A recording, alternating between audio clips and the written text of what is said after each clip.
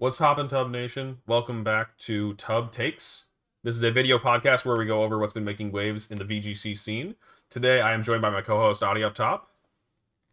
Hello, everyone. Reg F is finally dead, and Pokemon Champions releases next week. It's a very exciting time to be a VGC player. Yeah, I guess it dies like literally tomorrow, huh? I didn't realize that this is like. I guess if you're watching on YouTube, it's the the death day for Regulation F. But we will still cover some Regulation F stuff in this stuff because we have two very strong Regulation F players here in the call. Top four finishers from Houston. I'll start off with Sohaib here. Sohaib, how you doing? Doing well. Thank you for having me. Really happy to be here. And we also have Justin Burns. Thank you. It's good to be back. Yeah, glad to have you both back. This was an awesome tournament for Tub Nation, as well as just like guests and friends and stuff. It was actually like it was breaking me up watching this one play out because it was just like, who do we pick? Who do we pick? There were so many people we wanted to have on, and so yeah, we're happy to have you guys here for this week's, especially because we're going to be talking a lot about champions, and I'm hoping you guys are looking forward to talk a lot about champions stuff. So. Yeah, we got a lot of champion stuff and other tournament signups and stuff to mention, and then we're gonna preview Seville, I guess, or not preview, review Seville, preview Orlando Carataro towards the end. But yeah, let's just go ahead and launch into it. But I guess before that, if you have any questions for us, for the guests, do put them in the Twitch chat. We'll be reading that as we go along. And if you're watching now, but you're not going to be around for later, or you'd prefer to watch this on YouTube, it's going to be on YouTube tomorrow on Adi's YouTube channel, CK49. So. With that said, let's go ahead and bring us into the first one here, which is actually Pokemon XP. I forgot that wasn't even necessarily... I mean, it's a tournament, but not a tournament. It's also interest list for the Worlds. I don't think that this one is... from what I was reading, I think Gabby posted a tweet about it. This is not very time sensitive, because I think it's some kind of like lottery thing. So if you are trying to attend the World Championships... or Pokemon XP, and you want to make sure you can get that figured out, get in there. This is so funny. This was, I think, supposed to be done all the way back in like September or something. We're finally getting information about it now. And I guess another reminder that we've said a couple of times on the show is that if you are a competitor gunning for a Worlds invite and you think there is a good chance you'll get one, but you're not 100% sure, there's nothing wrong with, I guess, shooting your shot and trying to get into Pokemon XP, because they said that your stuff would be refunded if you got like free XP tickets from Worlds qualifications or whatever. So if you want to go to Worlds and XP 100%, but the Worlds invite is like up in the air, you want to get in there, then you might as well, I guess. But if I get a Worlds invite, can I keep my Worlds XP passes on spec that they go up in value? Oh, yeah. Or if you not even just that, Adi, but also if you like genuinely had like 4 guests or something that you wanted, like yeah, but both cases are totally understandable. I don't have the answer. We'll kind of have to find that out when this thing goes live. Yeah. What's that, Justin? We'll see. Right. Mostly just wanted to put the PSA out there because I don't know if there's actually that much meat on the bones of this topic, and there's a lot more meat later on, so let's keep going. And that is actually this one right here, which we're usually on YouTube before this time, but depending on when you're watching it on YouTube, I guess that could matter. But if you're watching this on YouTube, go now, get ready because or get yourself ready because champions, not champions for the indie registration is going to be live 7 local time. So, which actually makes me no, it is Eastern. Okay, I thought for a second Indy was Central. It's listed right there. It's EDT. Yeah. So that's 4 for me. I have it marked on my calendar. This is going to be the first tournament on Pokemon Champions, as we talked about before. So definitely mark your calendars for this one. You're not going to want to miss the registration for this. And so, Justin, Saib, are you guys going? Justin, over to you. Are you going to this one or no? Or trying to? Yes. I'm trying. Well, registration pending. Right. All right, and then so what about you? Yeah, I am too, and thank you for telling me it was 7 Eastern. I thought it was 7 Central too. See, like I don't know. I was like, Indy's kind of Midwest, right? But no, it's like Yeah. It is Eastern. It's There would Eastern. have been one less person fighting for the spot, So, is this coming out when the Mario movie is coming out? That's such a funny plug, Jimmy. Anyways, yeah, I will. I want to ask you both though. Are you guys nervous? Are you guys scared? Do you think there's a chance it fills? It will fill, but I'm gonna get in, so I'm not nervous. Hell yes, love So- it, love it. I'm more nervous how the tournament's gonna go. It's gonna be so big and it's gonna be a new game. I'm also not nervous for that. I'm gonna win the tournament. Hell yes. Well, we gotta survive round zero are you though. gonna This is absolutely round zero, as we say. This You gotta is get round in. zero. The thing is, like, are you gonna win on Sunday or are you gonna win? I don't know, by Monday or something. The way it's gonna go. Yeah, gosh. Yeah, And we have That's There's my so many worry. question marks still. I mean, Champions is only a week away at this point, so we're I'll gonna be play. learning I'll so play the much. tournament for a whole week if I have to. I'll just What else camp do out I? in Indy. Oh, you know what's the tournament that's going to take a whole week? Is actually the next one here. Which, by the way, this is like just us talking about this isn't really doing anybody any favors because, as you can see, the number there is 7,500 over 6,500. That's 1,000 entrants more than the tournament can currently handle. And I think that is in part because if there are any dropouts or no-shows or whatever, I think other people can take those spots. It might be outlined on the one of these other pages, but yeah, this is one of the. It's not the first because it's actually on the 25th, which is like 2 weekends after. There will probably be other tournaments, but this one has a really solid prize pool, 10K and rising. It says so. 10K prize pool with free to enter. So of course everybody's coming out in droves. And so yeah, I managed to get in there, and Audie is in there as well. We are also festival leads for this one, so if you play against us and or beat us, you can get some stickers, which is kind of fun. Is it gonna? and- Is the sticker gonna say I beat Alex Underhill? I I actually would don't know what the put that sticker on my- entails. I would put that on my Switch. I would. You've done it before, so they need to get you one in retrospective or whatever. Yeah, that's Um, true. I need an Audi um, one though. I haven't played Audi yet in a tournament. Oh, you haven't? I actually didn't know that one. Audie, so have you guys fought? Yeah, we fought a couple times. Couple Yeah. times. We fought. I remember losing to you at Philly regionals. My first regional ever. I lost to you. That's how we met. At Hartford, and then I Yeah. lost to you at Philly in 2019. That was a cool team you had. I think it was Hariyama or something, right? Yeah, Remember yeah, the- Hariyama, the 2017 team. Yeah. Dude, I hope he's back in Champions. All right, Justin, so are you guys in this? Were you planning on playing it, and are you in? I'm in. Yeah. I am registered. Nice. I okay. registered before it got up to 10K. So Oh, you were I just see. in there. I Nice, was- nice. yeah, I was just in there. Let's go. Yeah, very, very excited for this one.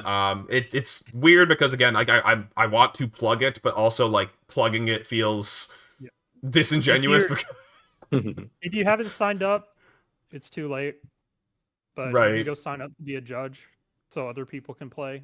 so true, so true. Please staff it. We need more staff so that they can let this tournament hit 10K. Not 10K money, 10K players. So, this will be actually we were talking about this off air before we started, but this is going to be quite easily the biggest tournament of all time if it does fire the way that it's looking to be, even with no shows. Like, yeah, It's going to be 15 rounds, top 16 cut, so official tournament format, which means that most of the X2s will make it into top cut, 13 X2s will make it into top cut, and 8 will miss out in top cut, according to Top Cut Calculator. So look forward to that. yeah, and those numbers will change based on. Well, I guess actually maybe not based on if it's a hard That's assuming 6,500. 6,500. Yeah, I guess this is one of the tournaments where you can Sohaib's expect. going to find a way. Sohaib's going to find a way to get 17th. Yeah. Okay. So I think now we're gonna move on to the. Oh no! One more thing. This is just a fun little tool I wanted to plug that we won't spend too much time on. But Rowan Hall posted about this. Working on it with a couple other people that were probably mentioned in the credits somewhere. but it's a replay scraping tool that grabs like the information from those replays, and you can use it to analyze the metagame a little bit. And so it's very clean, very cool looking. And so I'm thinking that it's I mean, like, it's an awesome tool for sure. The one thing that I will warn people about really quick is that, like, it's not getting access to private replays by any means. These are only the public ones. A lot of the strongest players are going to be hiding their battles, and so you're not going to get data on what Wolf's team is here, or you're not going to be able to find out, what the strongest of players are trending towards. But at the very least, it's still Except for Michael Derbesti, who is all over this top page, by the way. yes. He does not hide his replays. Yeah, well, he's You can also, find out I think, what MVP is on. streaming a lot of these as well. And so, like, what's going to happen is when Michael queues into another person who's not hiding their battles, then it's going to be probably here on the top page, because this is the high. He's going to be one of the highest rated people on the ladder. It's the same, like 6 or 7 people when they play each other and they're top rated. Yeah. So you can go through. You can see, like, what was the most recent battle that Incineroar won. Like, oh wow, it won this battle on the ladder. Crazy. 2 Who would've seconds thought? ago. But anyways, so just wanted to give a quick plug to it. It's cool. It seems like a fun tool. All right, moving us on along. We lost So I someone might be for having bid. some issues, which I'll maybe check on. Discord crash. Okay, so are you back or no? Maybe not. All right. Well, I'll let Sohaib try to figure that out. Maybe Adi, you can do a little bit of chatting with him. I'll keep things moving along here. So next up, we actually have the Pokemon Champion stuff, and this is spread out across a couple of different articles and mediums as well. So this news is pretty scattered, and I don't have it in I don't have it in some kind of narrative order that would probably make more sense. So it's going to be a bit all over the place. We're going to jump back and forth. But the main sources for this are the couple of interview articles that came out. I know there was the PAX demo, and then there was also several players flown out to Bellevue to try out the game firsthand in a more private demo. They posted YouTube videos on those ones, and so we're just kind of like recapping some of the information that they mentioned from those videos as well. And so with that, I have these articles, and I might scroll through to find the highlight bits so that I can have stuff on screen. But I'm probably gonna have to jump back and forth between here and my actual just like note page over here, because there's too much stuff to be reading every word of these articles. So with that said, PP, we're back to talking about PP again. I feel like we've talked about PP so many times with regards to this, but I feel like we probably have like a final concrete answer, which is that PP seems to have been slightly reworked. I don't know why all of the trailers up until this point had minimum PP moves. I think that it was probably like something they were considering, maybe, or like, maybe they were like demoing it, testing it.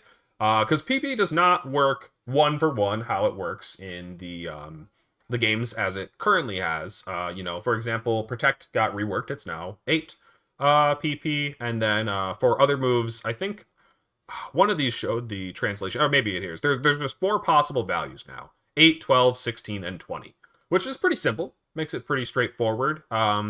But it won't like completely gut those 5 PP moves. Not gut, but it won't nerf those 5 PP moves like we originally were thinking was a possibility. Yeah, I'm a little sad about that. I don't think that every move that had 5 PP should not be able to go up to 8, but I do think that a lot of the signature moves, maybe like I think it'd be fine if Terra Starstorm and Astral Barrage and Glacial Lance and Make It Rain all only had 5 PP in this game. And I was kind of excited for that. But that being said, it's this does make sense. And the one saving grace, the thing that I was really scared about was that they were going to, charge you to PP max your Pokemon, which just feels like another like silly one thing where it just, would have made the game a little harder to access. We didn't need that, and I'm glad they didn't go with that. And all the moves have a set PP no matter what. Yeah, I think with the kind of the transition to a dedicated game that's also kind of a mobile game, and where you have to like grind for all these resources, it kind of makes sense that they would cut like PP ups and PP maxes and just make like a standardized amount of PP each move has. Just because it's one less like resource you have to worry about grinding for and spending victory points on, and it was kind of an easy thing for them to cut. 100%. It is funny though that they don't have any like moves, up at 64 or whatever you can have for some of those crazy ones. Like I think like Haze is an example of one. I think Scale Shot, a very strong move, I think was at like 32. There's these ones that were. I was gonna say that they were more geared towards the in game, but I'll be honest, like. Are you really going to click 64 hazes before you go to the Pokemon Center? Like, I don't really know what the idea was there. But this makes a lot more sense. Having singles if you're having to stall out, turns. That's true. Singles also a different scene as well. So, anyways, let's see. The Mega abilities. Yeah, that's next here. So, moving us on along, this was revealed in I guess it's in this article. It was also in the demo that players got to experience, where Mega Dragonite, its ability has been confirmed to be multi-scale, one of its regular abilities, and Mega Frostlass has Snow Warning. So let's start with Dragonite. Anybody got any takes on Dragonite? It's a good ability. I mean, it's not like a damage amp ability that people were thinking it would get, but it being 700 BST Pokemon and multi-scale already being very strong, as we see on like Lunala and even regular Dragonite. Right. It's definitely going to be maybe not like super broken, but I think it'll be pretty strong.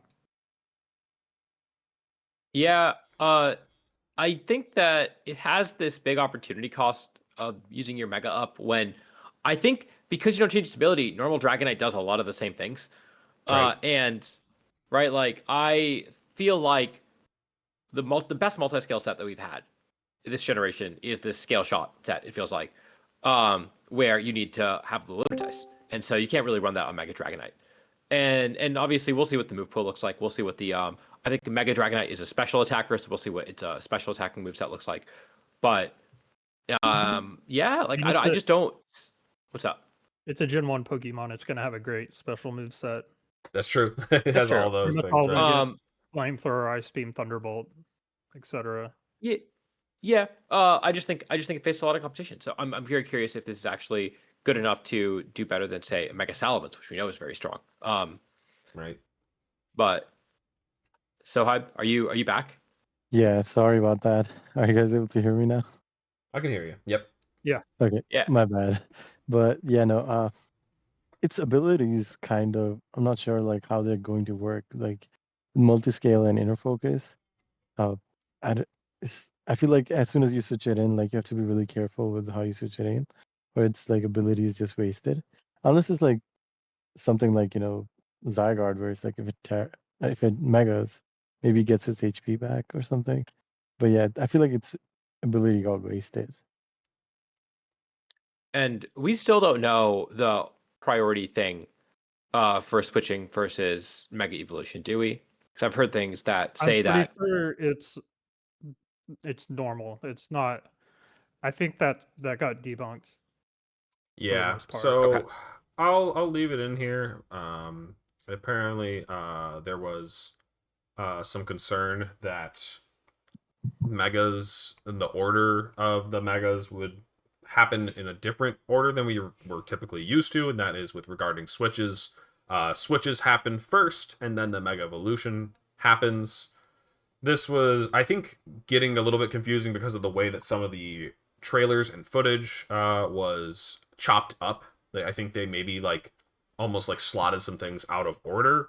I think we're like mostly confident that they didn't change this for any intentional reason or balance purpose or whatever.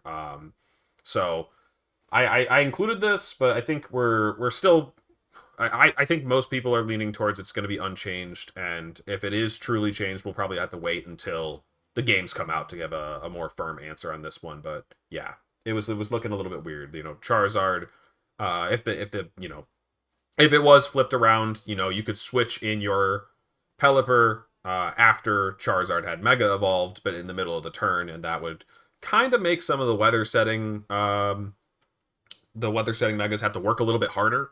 It would also have some other implications on like the Intimidate guys, the Intimidate immune megas and stuff. So it definitely like is Dragonite. a very Dragonite's a big one. Yes. I guess Metagross, Dragonite's not a big one because it's a special attacker. Never mind. So yeah, there's a lot of Metagross ones would've where been it would have been much more interesting It's to see big for how it Metagross, played yeah, out. and Kangaskhan. And if it did work in this new way, it would have been a really cool buff to Mega Lopunny, I think, because it would get scrappy before the Intimidate could happen. Oh yeah, and Gallade. Right. Inner Focus Glade. True. But I think for this subject, I included it because it was honestly a huge discussion point over the past week. However, I think we're just going to probably want to be patient on this one because, yeah, it's still a little bit confusing. And I think probably ultimately going to just be the way it always was. All right. Bouncing back, Mega Frostlass. Adi, any thoughts on Mega Frostlass with Snow Warning? Yeah, I think this is really good. I don't remember. Do you know what his stats are? Can you pull up his stats? I'll see if I can. I don't like to It's open a big base tab, so I'll try to 120 find one. speed. Base 120 speed. The special attack is like 140 maybe. Yeah, I think 70 or 80 That- defense. 70 defense, I'm pretty sure. Here we go. Okay, so it's on the Seri page. So it's 70, 80, 70, 140, 100, 120. So 120 speed, 140 special attack, and pretty frail overall. But I don't know. That sounds like with Blizzard. I think that's the only way that this Pokemon would ever be usable is if it could click Blizzard, and it can, and it sets up other snow users. So it's got really good offensive typing. Yeah, it's got the defense boost, so it's not the frailest Pokemon in the world, although it's still relatively frail. There's a decent number of like megas that are frail and go fast and hit really hard, and only a fraction of them actually see play. But I do think the ability to set snow up distinguishes itself, and you'll see dedicated snow teams that try to abuse Mega Frostlass, which is cool. I like that. I like when you get to build around your mega and not just throw it into a generic good stuff team. And Frostlass is definitely a mega that you get to build around in a unique way. And we're gonna see a lot of Salamence Frostlass speed ties. Oh no, a very important one. Yeah, honestly, Maybe this thing seems like the perfect package because not only is it's like lower defense stat patched up by the snow, but also ghost typing seems incredible on a Pokemon that's going to be spamming really strong blizzards. Like you can't even fake this thing out. So yeah, natural ghost typing on a weather setter, that seems just like pretty crazy. I don't know. Like, is it going to absolutely break the game? We'll have to see. I mean, it's got a decent number of weaknesses and Pokemon that outspeed it. 120's fast, but not the fastest. So we'll have options on as to how to beat this, but I could definitely see this being a contender for a very viable mega. Yeah, and in GS Cup formats, I can see this being really good too. It's got excellent typing. You know what Mega's coming back means for GS Cup, right? Rayquaza? You think we get those guys back too? Of course we're getting them back. They put them in I hope CA. we get back. Yeah. Did you have a take though, Sohaib? We might have talked over you.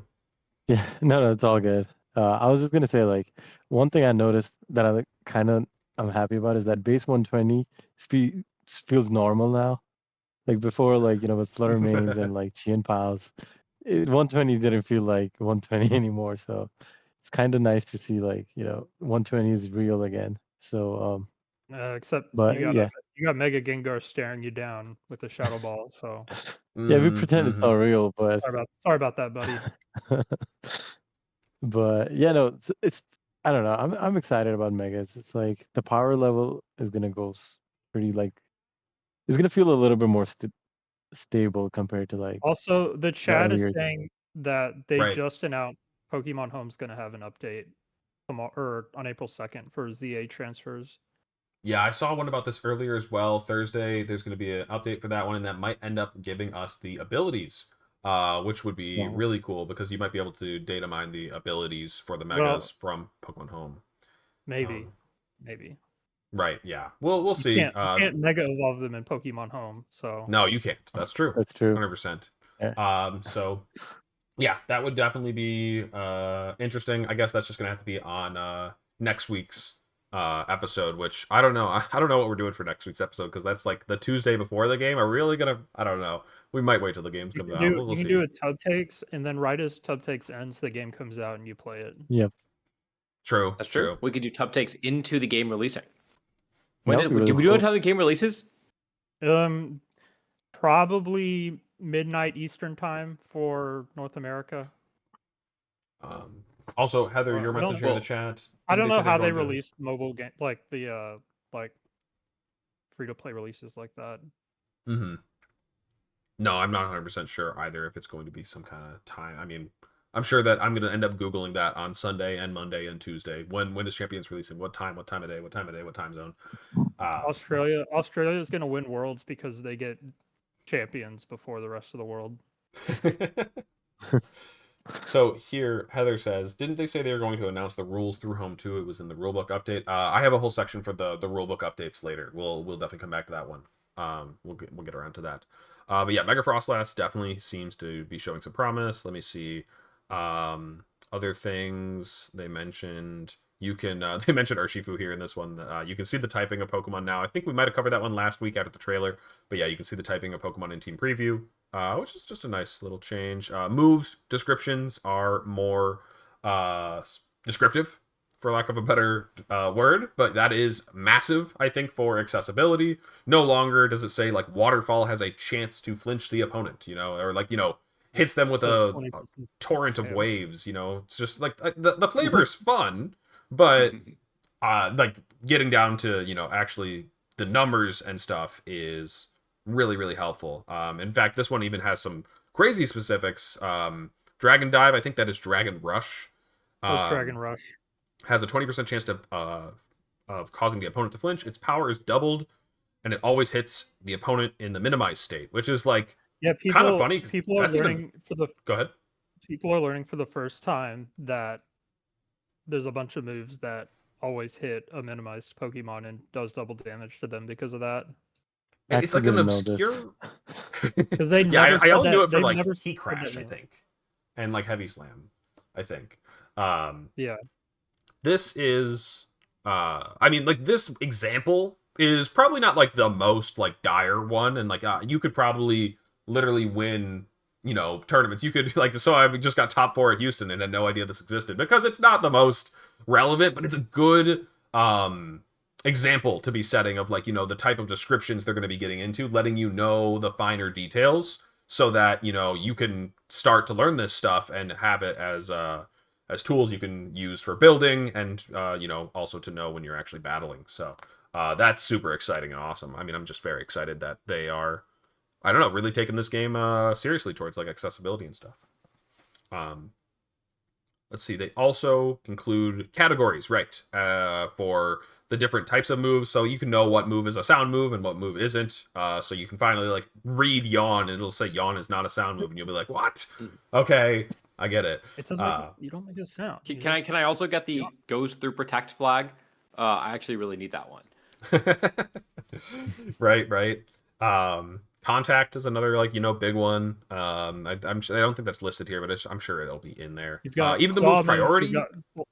We've got claw moves. Priority is big. Pulse moves. Yep. You have priority. Priority is massive. Really excited to see that change. So that I think that's like a good one to have for like some of the moves that like can be a little bit confusing, like upper hand. It's like, oh, I went for upper hand after my opponent used fake out. Why? What? I thought this was supposed to stop priority moves, and it's like, well, they're on the same priority bracket. Like you'll start to learn these things. So, right. That's super awesome. What was the other one? Oh yeah, a very minor thing that I might have grabbed a link for it or maybe not, but Dragon Claw is now a sharpness move, which I feel like is semi-informative. Like they wouldn't do that for no reason. Like I don't know. I guess maybe they would. You know what? I'm changing my take in the middle of saying it because I forgot. I think isn't it Population Well, Bomb is a sharpness move, or yes. whatever. And Origin Pulse is a pulse move, a Mega Launcher move. So Well, I think they maybe make all the claw moves. All the claw moves sharpness boosted. That's what I thought. Claw I mean, moves? if You they mean- change oh, it okay. to where all the claw moves, then we might have a good idea of what Absol's gonna get. Right. Or Mega Absol Z, Mhm. I mean, Mhm. because Shadow Claw and is Night Slash already I think that's a sharpness sharpness I think one. Night Yeah, Slash that's a already sharpness. is. Yeah. Okay, I really hope they don't give Mega Z Garchomp Z sharpness. That would be such a waste. it's a special attacker. They're It's not yeah. gonna get sharpness. I don't think it would. But I also had a similar suspicion. Even though will it would not be get so weird because they increased its I special think- attack back amount. I think I think they gave all the claw moves sharpness boosted just because of potentially like Mega Absol Z or something. And then Baxcalibur is also somewhat in the discussion here because I was just looking at that guy. I'm like, if we're talking about sharp Pokemon, he looks pretty sharp. So I could see That's it. true. I could. It's a little weird to make it so it doesn't actually want to use its signature move and it wants to use Dragon Claw instead. But yeah, I get think you. so. I I think get that you. like aesthetically it They makes could make sense. It probably like they could learned make Shadow Glaive- Claw or something. They could make Glaive Rush a sharpness move. Yeah, it really would. It should be. Like, it kind of should be, Okay, let's see. I don't know if there's any other big ones in this. I'll keep going.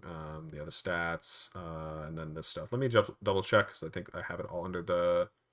Ah, yes. No, I think it might not have been in this article, but I just mentioned it as well. We're pretty sure that levels seem to be always set to 50, which I think is kind of like strange, but like it makes sense. Like we're so familiar with level 50 that they didn't want to do any kind of reset, but like this is the game that's only for battling. Like we very easily could be playing at level 100, but we would definitely, as VGC players who have been playing for a long time, we'd have to retrain our brains I a have a decent amount. question. Yeah, what's I have that? a question.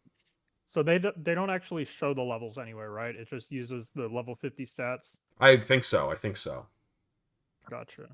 And then I think that also there seems to be nowhere to edit levels, so we're not going to get back the feature of like level 49 Amoonguss or anything like that. I don't think that one's making a return. But like, I guess we'll have to get 100% confirmation when the game actually comes out. But that one wasn't really an expected thing. It was a little, it's a little bit silly. It was only used for degenerate strats like level 1 Smeargle. Rip Little Cup. Yeah, I guess Little Cup is a little bit... I mean, Little Cup's actually dead for a different reason, right?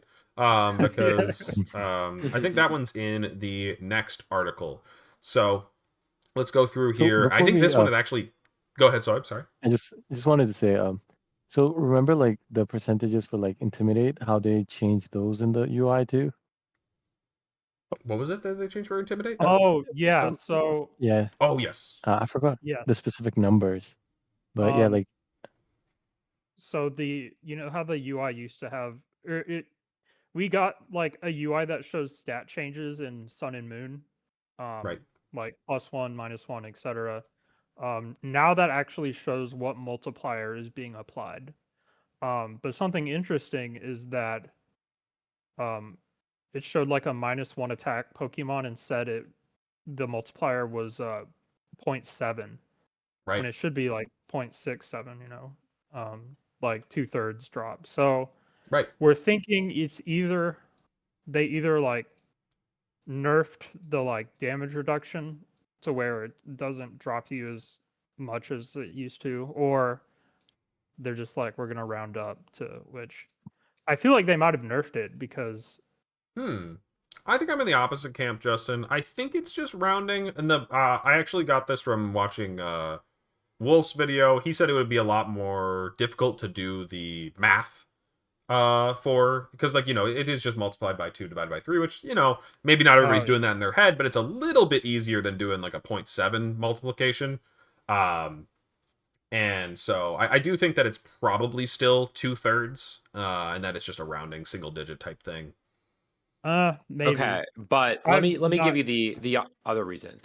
Right now, every additional boost that you get and every additional drop that you get is less and less effective than the first one, right? So right now, the first stat drop is a bigger difference for going from 0 to -1 is a bigger difference going -1 to -2. Now that is less of the case, right? So now all of a sudden, if you get snarled once, you are doing more damage, and then if you get snarled the second time, you're the percentage is a little higher. So I don't think I explained it very well, but like I think that it could potentially be like a balancing mechanism. It's just It not would something that make necessarily sense, needs to I be feel balanced. like. Just because going to like -1 is like such a big hindrance, I guess. Mhm. Right. But they did like, I don't know, it was kind of in a good, like easy to, like Alex said, easy to do multipliers on. Like -1 was times, or like +1 was times 1.5, +2 is times 2, +3 is times 2.5, etc. So Mhm. that's just kind of something we'll Right. have to like see when it comes out. 100%. If I had to 100%. bet, it's a dumb rounding error, and it's still the same as. Mostly because I feel like they haven't actually like changed that much mechanically yet. Every time we Mhm. think that they've changed something mechanically, it's like, nope, it's actually the Oh, same. false alarm. So I think it's probably going to be pretty much the same. Yeah, but then it wouldn't make sense why they would do one decimal, because like -6 is times 0.25, right? Or Yeah. I think that Y- it's 0. so, What like -5 it's is gonna be 3.3, right? like, 0.33. yeah, And so point those will three look the is, same, I think, or yeah, close. -5 0.3, -6.3, like, I don't know. Mhm.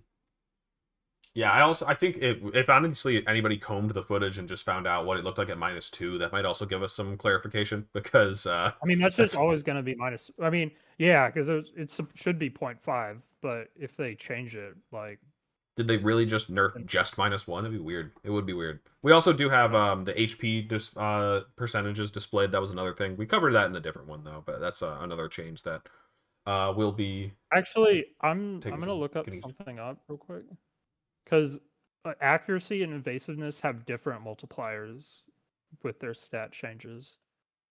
FaZe Confan here says, I just don't know how training our Mons is going to work. Like, do the bars equal up to a certain amount of EVs or? So basically, EVs were a much more complicated system than they needed to be.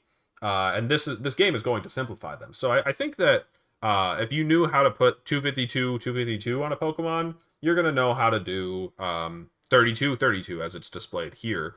252 is just the same as 32, but at level 50 it was weird because the first 4 points gets you a stat and then it's every 8 points gets you a stat, and if your nature is boosting it you get a rounded up stat every 10 points, and it was just like, yeah, really weird. But now they've made it much more streamlined, so honestly I don't think you'll have any trouble with it, FaZe COD fan. Once you just get the game in your hands or watch some of the trailers where they slide the stats up and down, it's going to be really easy to follow along with. um We'll still have to use Mhm. damage calcs to like kind of like create EV spreads based off of certain situations. I want to survive Flare Blitz from Incineroar, so I'm going to make my HP in defense so and so. But that is the lowdown on it. Okay, let me see. So moving on here to the next article. I think this one I'm not going to scroll through because it's 39 questions, and I think I highlighted all the highlights that are over here. So I'm just going to go through them in the order here. So limiting Pokemon based on regulation sets, including when megas are released. I'll see if I can go find that one. So they basically are just like mentioning that the rule sets are going to kind of like let Pokemon come in and out. I think that all Pokemon in the game on release are going to be legal. They're probably not going to let you draft a Pokemon from the recruit feature that you can't use in a match. It would feel like a bit of a waste of recruitment, at least off the start. Um, and But I think that they're very much saying that they're willing to take Pokemon away later down the line to spice things up. I'll see if I can find the quote while we're talking about it, because I think I did it in order.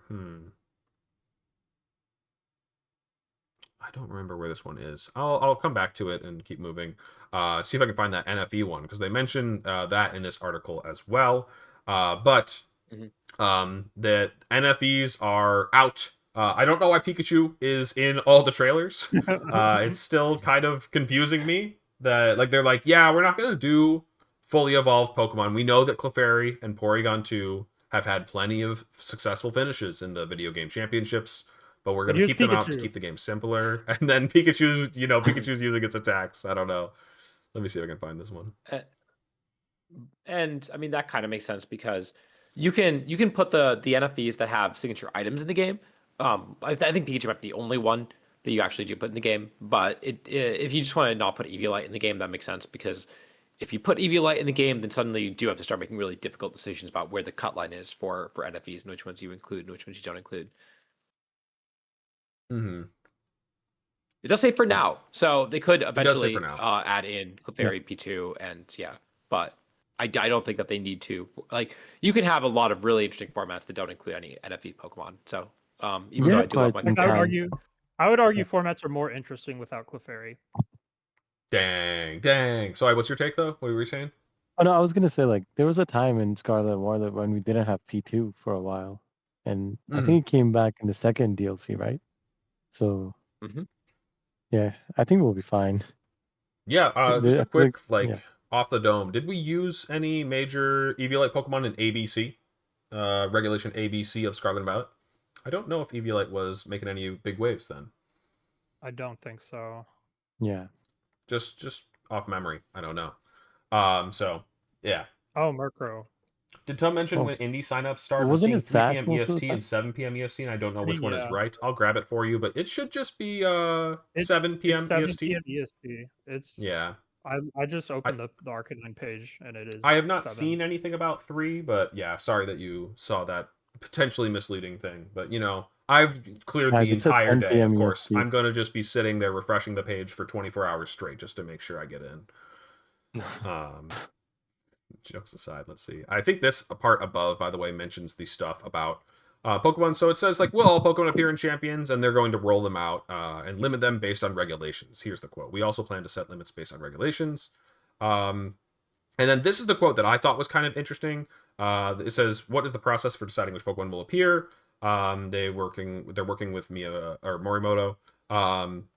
We are also carefully considering the timing of the appearance of Mega Evolved Pokemon, and I thought that that one was kind of interesting. It almost made me feel like we know right off the rip that we are going to be transitioning from Mega A or MA format, Regulation MA, to Regulation MB at some point after 2 seasons. It said we can assume a season is a month, but we also don't know that for sure. We'll see when a game comes out.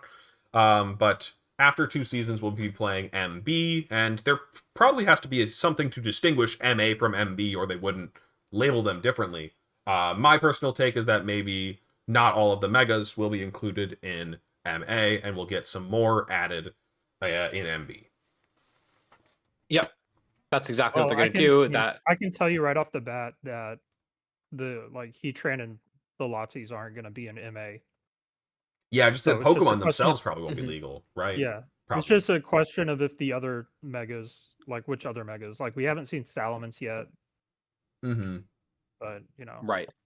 And I just think it makes too much sense as far as the way the battle pass works, right? We've already seen the Mega Stunt in there. It just makes sense to have, we have a new format and we're releasing these 5 new Mega Pokemon. And guess which the 5 new Mega Pokemon of the battle pass are, right? Like you know how these games work. I think that's the easiest way for them to do it. Yeah, dude. And Jimmy really did come through with the correct answer. Oh man, it was Murkrow. Murkrow was doing okay in like just A, I think, just A. And we all hated on Murkrow, but it did have some finishes. That's true. That's true. GG Murkrow. You didn't make the cut. Um Okay, let's see. I'll scroll for the next one after I find it. Balance patches implied. This one is a pretty exciting one. So let me see. Matchmaking. Will you be making any balance adjustments? As this is a title that will be operated over the long term, we will be making adjustments while closely monitoring player trends. We intend to always listen to the opinions of our players. I mean, that's a very easy thing to say and then not do, of course. You can say, like, we'll listen to the feedback and then never actually do anything with it because you can't really, like, call them on it. They ultimately, like, the casual VGC player isn't going to necessarily know better than a game dev, for example. They're just going to be like, this is how I would do it because I've played it and I'm smarter than you. But no, that's not actually. But you know, we're hoping that they do actually take into consideration things like, you know, a Pokemon completely dominating a metagame, or you know, maybe rotating it out between formats just to keep things fresh. It would definitely be really exciting to see them making balance adjustments. I don't know what that looks like, if it's going to look like, you know, removing Flutter Mane because it's at 80% usage, or taking Moonblast away from Flutter Mane because it's at 80% usage. You know, like there's a lot of different ways that they could balance Pokemon truly. I don't think they'll ever go the route of like decreasing Flutter Mane's special attack by 5 points. You know, like that's maybe a little too much in the weeds, but we technically had a day 1 or a day 0 patch that nerfed the ruins, right? Pokemon. We could have had Shiyu with 145 special attack. Surging Strike's accuracy. Oh god, people wouldn't stop using it. They would just cry about it. They will never change Moonblast though. God, has Moonblast been shown to be unchanged in the trailers already? It probably has been shown to be just the same as it always is, but like Moonblast is insane. Nerf Unseen Fist, Bruno. You are thinking small-minded. I don't think it needs to come back. We don't need to ever see that again. Anyways, Adi, did you have a take?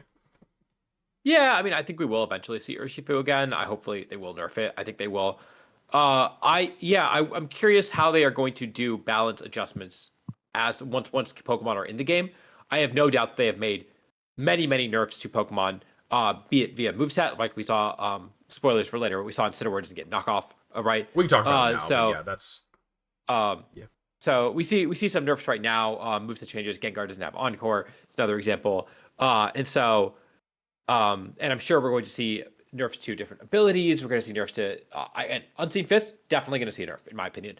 But I think that it's harder to do it once you've already given people the Pokemon, and then you're like, well, actually, are we going to take a move away from a Pokemon? That's probably a little too drastic, right? And so I'm hoping.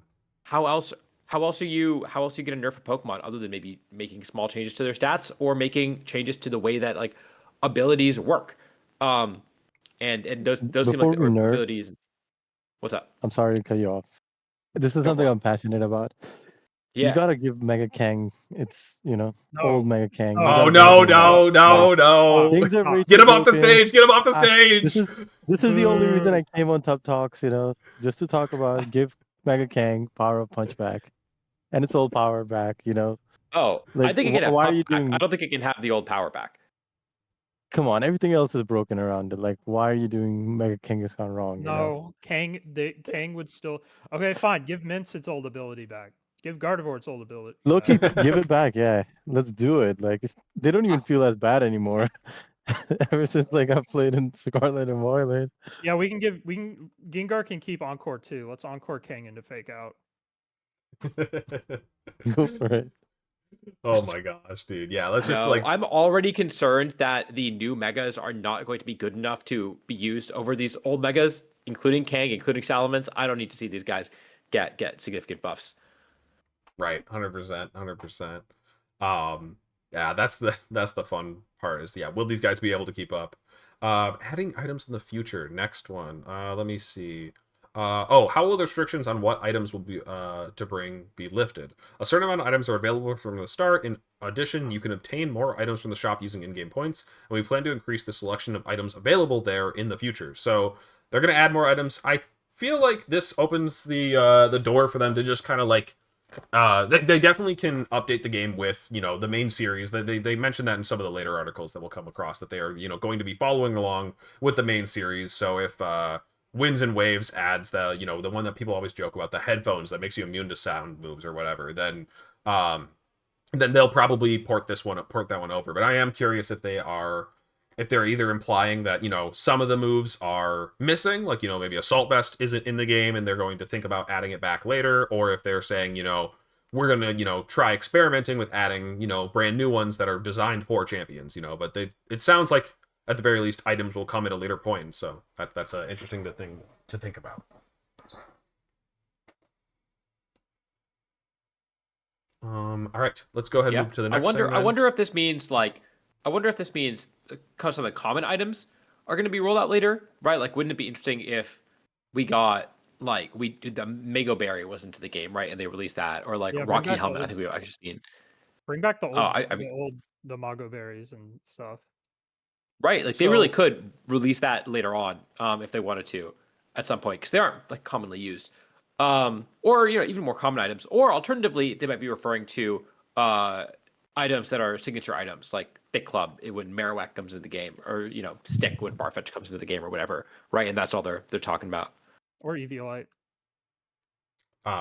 one last note on Mhm. this is I think the playtesters that got invited out said that the choice items were not available in the pool that they were given, and so they were like all kind of talking about like there's a couple of things like the only new megas available to them were Dragonite and Frostlass. That feels very intentional. They weren't trying to have these guys learn everything about all the new megas right here in this invitational thing, but Hmm.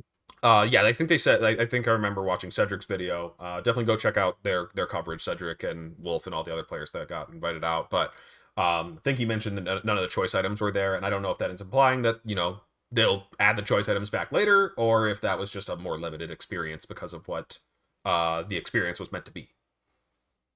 Um, Did you guys talk about how they will give us some items right off the start of the game? I think it's mentioned in the sentence. Yeah, I don't know if there's a whole lot to say about it. I mean, it's. It I'm is, hoping yeah. that it's easy to get the bread and butter items that you need for building, and then I know that it seems like once you have it, you have it. You don't have to worry about buying a focus sash for every team that you build. Hopefully, so yeah, Yeah, um, surely. yeah, sure, No, sure. once you use a focus sash, once it's In used a up in battle. battle, it's gone. So you have to buy a new one. Running 6 mons with knockoff just to grief my opponent's economy.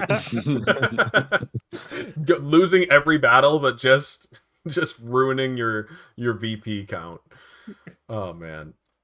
Okay. Adding items in the future. Starting with megas, but plans to mix and match mechanics. Okay, yes. So, they said that yeah, Terra was shown in the trailer. How will you design around this? And they said that yeah, we've had megas and Z-moves coexist before, but it's still very tricky to balance all of them. So they're going to figure out exactly how they want to. Right now, they're just rolling out with simply just megas. Um, so that's the plan from the start, but I think that they've gone to talk about that a bit with the Omni ring, right? I think that's what it is, the Omni ring. So it has the capability to account for future mechanics as well as just mixing and matching all the different mechanics that they find compatible. Do you guys think we get Z moves back? Well, Not for a 100%. What do you while. mean? Yeah. Eventually, yes, but Yeah. I think they're gonna add Terra first, and then I don't want to get into like the order of think they'll add them in, but Hmm. Right. I think Z moves are kind of a ways out. I think I just Dynamax does wonder, seem like the like, weirdest one, like the yeah, one that plays the worst with the other ones. Um, yeah. it's just so weird. Okay, I wonder if they can have all four in one format. Like, what kind of chaos would that be? I mean, it would just be Dynamax way better than everything else. Like, A Hmm, little bit. A little bit. true. Um, Ivy's gone. Oh man, no. This is this is one that Mhm. honestly we probably won't spend too much more time talking about because I think the debate on this has been going on for months on end. However, I'm only going to include the one that gives a bit more confirmation that they are gone, basically. And I think that is this one. Can a Pokemon's innate strength be changed through training? A lot of this is due to training, translation and stuff, and also official terms are kind of weird. Like I think like they're not even allowed to say like effort values on the official yeah, stream. They have to say like the training of a Pokemon, and so do take this with a grain of salt, but they say how to raise the Pokemon used in battle has been a hurdle for beginners. So since there's a smartphone version, we have kept the innate strength constant so that more people can play. Basically saying IVs are constant, and so they are not going to be changeable, dynamic, whatever. And yeah, I mean just basically whatever side of the fence you are on that one, come to terms with it, because it seems like this is what we're getting, then so I don't think that they will probably I mean, I don't think they'll plan on adding it back, but they also do seem open to adding or to making changes based on feedback and stuff and how the game plays out, but they definitely want to keep the game simple on launch, and that very much is in line with their goal of keeping the game simple on launch. Yep, I don't think they could change this once they've locked it in, right? Like, what would it look like if you Pokemon obtained champions all of a sudden get random IVs? Like, nah, this is here to stay, and I'm happy for it. And I made a whole video months ago talking about why I was excited for this, so I won't repeat all that stuff. It's just kind of another like I said with PP Max, they've got to cut some stuff to make it not as complicated, and IVs are one of the easier ones you can cut.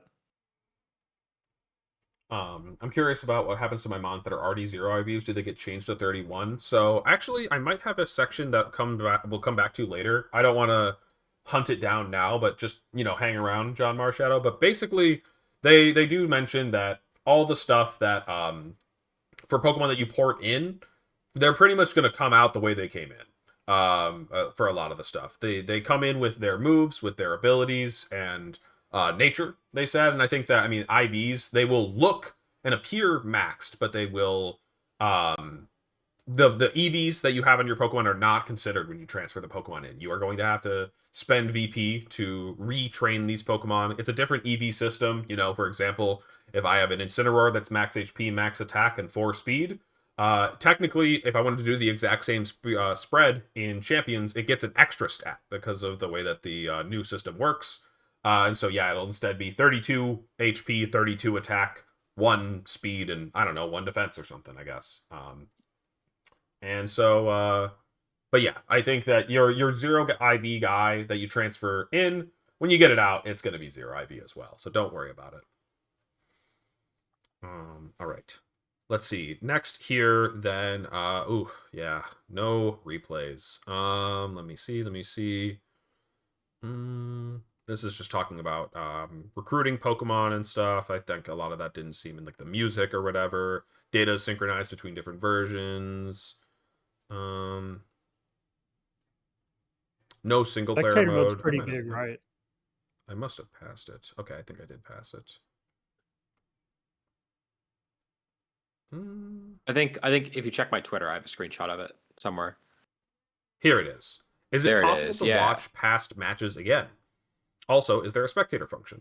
We do not offer the former, but we do offer the latter, spectator function. It can be used in private battles, etc. So, spectating, really awesome to see that coming back. And that is a feature that we really kind of just need for like streams and stuff.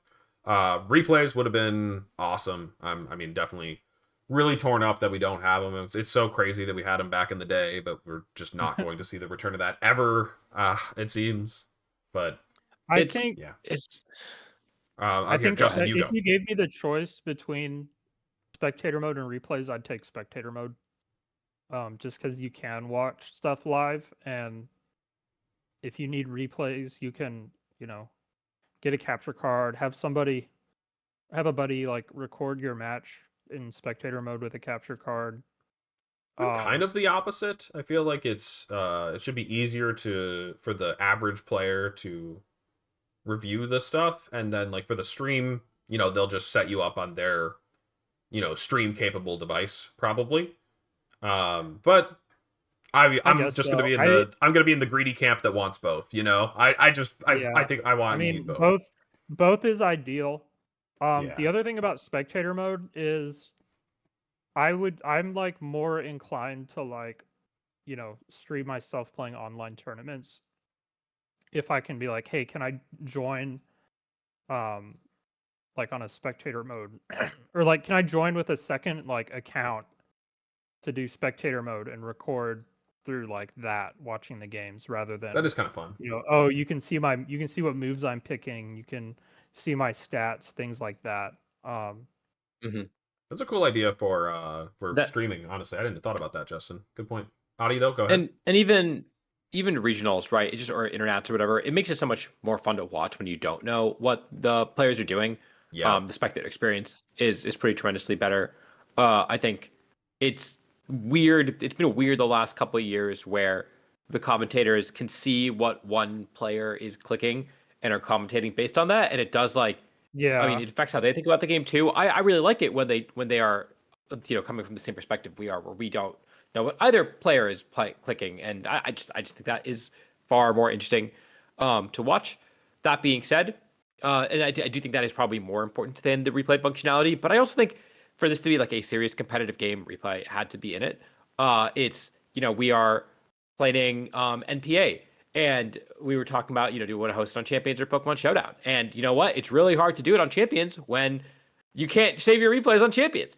It's like simple things like that where that's something that if you play a draft league and you want to play it on Champions, that's another like added barrier that you're gonna have to share your replays with your friends, right? Like entire content ecosystems that can be made around the replays that you can save and share that exist in, for example, Yu-Gi-Oh! Master Duel that Justin and I both play. So yeah, I think that and also on top of all of that, if you want to get better at the game and you really want to become a serious competitor, you do have to watch your replays. You do have to go back and analyze your matches and figure out what game plans you can have differently and what you did wrong, and how you improve.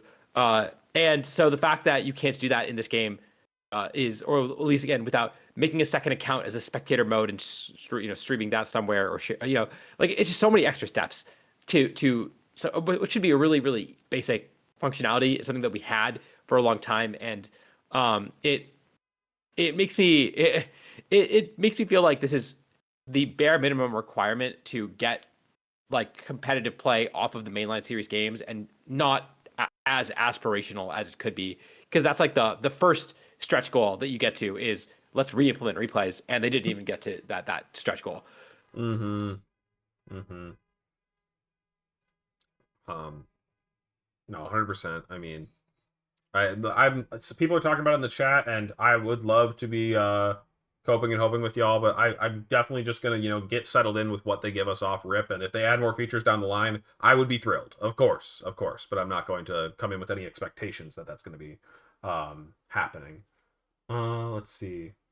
At a regional, can I just dial into a Swiss game and spectate if a player gives me their private battle code? Yeah, it's going to be online, so that is funny. You could maybe dial in from anywhere, but I think it was we'll have to see how, because it worked like on Sword and Shield, you had to have like a specific spectator code, and I don't remember if that worked from anywhere or if you could do It's it. I mean, no, it's gonna be different because Sword and Shield was like actual LAN. It wasn't like right. use an Ethernet cable to connect to the internet. They Right, actually right. had local networks. Mm-hmm. Let's see. So next up we have, is there a single player mode? The game is specifically designed for player versus player battle, so there's no single player mode such as a story mode. However, there's a tutorial. And No Battle Frontier. Yeah, this one I kind of gave up after last week's announcement, just because I feel like it was a feature that would have been too juicy to not include in the trailer that they had just shown. So I think we probably would have seen this already. This shouldn't be a huge shock, but definitely, I was definitely hoping for it. It would have been really cool to have some kind of battle tower or whatever. Still holding out for Ranbats, even though I don't think Ranbats is going to be in there on release, but I think they should add Ranbats. They really should, if they want to just like be the showdown killer. Come on. No, Alex. Here's what you're missing: is that this is not supposed to be.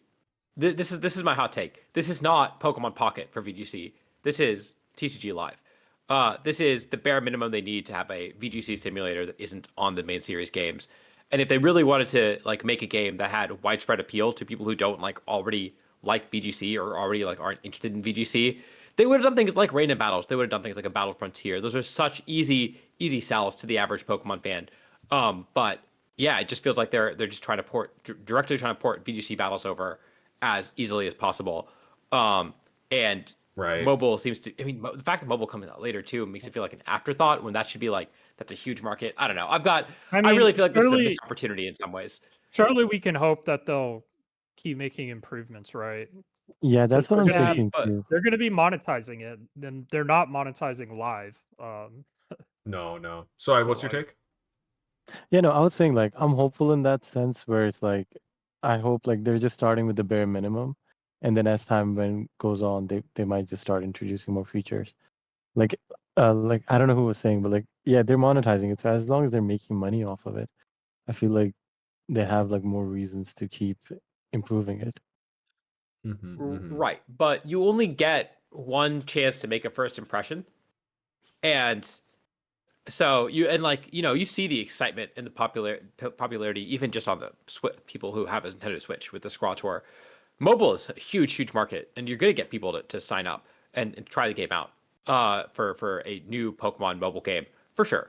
But then you need these features that get people to play. Like for me, it's like if you want to get someone into competitive Pokemon, the easiest way to do it is give them random battles and just say, play some random battles. Get the hang of it. Figure out what competitive Pokemon is. I really hope the first thing that you do when you download this game is not, hey, here are all the different ways that you can train your Pokemon. Here's like 60 different sliders that you have to choose for 6 different Pokemon. Allocate all of your stats, pick your moves semi-arbitrarily, and then jump into battle and jump right into ranked because that's the only mode in this game, and get your ass kicked. That's not a good new player experience. That's not going to get people to get into the game. I hate to give you bad news, but I really hope you weren't expecting like Game Freak / ILCA to suddenly become competent, right? Because like right, but that's the thing. It's like this could have been bigger. It could have, except it was never going to be because it's Game Freak we're talking about and ILCA we're talking about, and we've seen what we've seen how many flops they've had, and expecting this to be any different was just wishful thinking. Yeah. But with Raid Bat specifically, I just feel like, that's like the biggest no-brainer, the most popular format they could have added in, and they're just not doing it. And it feels like a big missed opportunity. But yeah, there's a lot of things where it just feels like, again, this goes from, hey, that's like really aspirational. Raid Bats is a pipe dream where they didn't even implement replays. Right? Like replays was I expected Ilka to even implement replays. Pokemon Works to implement replays. So anything that's even a little aspirational is seemingly not. Did you see what BDSP looked like on launch, like before their Day Zero patch? That's true. They literally had like a debug title screen instead of the actual title. Yeah. Screen. Like I don't know. The most we can hope for is that the development team will be willing to listen to community feedback, because like they're going to be if they're going to be wanting to make money off of this, they're going to have to listen to community feedback. Otherwise, it's going to die off really quick. So I have to say one thing. Like, yeah, go ahead. Last time there was a community feedback, people chose Reg F. So I don't know. I don't have too much hope for people. No, that was rigged because there was like, I don't know, one of the websites, Reg F, got a lot more vote, or like Reg C got like the most votes across all the sites, but like Reg F, I don't know. It's weird. I blame YouTube. I blame the YouTube poll. Yeah, just keep that in mind before we get too hopeful, though. I mean, that was rigged. Adi, by the way, really quick, I think that their intention for, you were saying, how are they going to have you get started besides, tutorials and stuff like that, is I think that they want you to go draft your, probably however many Pokemon you get off launch. You're not going to get hit with the 24-hour, waiting period for, you're probably going to be able to draft 10 guys or something. Yeah. And I think they're intending for you to take those 10 as they are onto the ladder. That's kind of why like the ones you get from the recruit feature have 2 stats maxed out. Those 2 stats are randomized. It would be nice if they kind of standardized them, like just give Dragonite attack and speed and, be like, well, if you want to fine tune it, that's up to you. But, here's how a typical Dragonite is trained. But it seems like, you can get a special defense Dragonite because I think it just picks 2 stats at random. That's what it was sounding like from the YouTubers' coverage on the demo experience that they got to have. And so I think that they want you to draft 10 guys, assemble a squad, go play with them as they are. They come with a set of moves as well and abilities, and they are not going to be tailored for competitive like Ranbats is as much as they should be, but they will be like bare minimum, which is not awesome, but it's something, I guess. Man, I'm just getting more depressed talking about Champion because it sounds like it's Same. dumpster fire. They are definitely dropping the ball on a lot of things, for sure. So let's see what is next up here. No single player. Oh, okay. So somebody was talking about it earlier, about transferring Pokemon in and out. So what abilities will Pokemon brought over via Pokemon Home have? Pokemon will travel on the expedition with their abilities, moves, and characteristics intact. I believe characteristics is nature. Then, when you return a Pokemon who has traveled on an expedition to Pokemon Home, it will return with the same abilities it had when it traveled. Also, when you send that Pokemon on another expedition, it will accept it back at the same strength it was when it returned. So I guess if you can transfer it back into the game, it'll remember it, I guess, which is kind of a Yeah, cool it'll feature. remember its EV spread, Yeah. which is, I think, but I imagine you can change the natures and change the abilities and whatnot, and it'll. But I don't know what'll happen if you transfer a Pokemon in, transfer it back out, change its ability, and transfer it back in. I assume that it'll keep it. The moves is really interesting because normally when you transfer a Pokemon through Pokemon Home, it goes back to like whatever moves that Pokemon will learn at that level, and you have to reteach it if you transfer, say, a Pokemon from Sun and Moon to Scarlet or Sword and Shield to Scarlet and Violet. That's what happens. And so the fact that now you can save a little more VP Does sound like by you'd save if you some have the VP. Pokemon of Scarlet and Violet. Yeah, it lets you save some VP, which I'm excited about. This is a nice little bonus where we can, and again, for most of us, we have played a lot of Scarlet and Violet and a lot of Sword and Shield VGC, so we have most viable Pokemon, and we have a lot of resources in those games, and it'll be a lot easier for us to conserve some VP by transferring Pokemon over from Pokemon Home. Yeah, It's you can also save. really cheap to, or Mhm. like in Legend ZA, it gives you a ton of resources in that. I have heard it's easy to train guys up in there as well. So yeah, it's nice that yeah, we can save some VP not just on, drafting them and, avoiding the randomness of the draft, but also the ability to raise them up. You can, jumpstart yourself there a lot.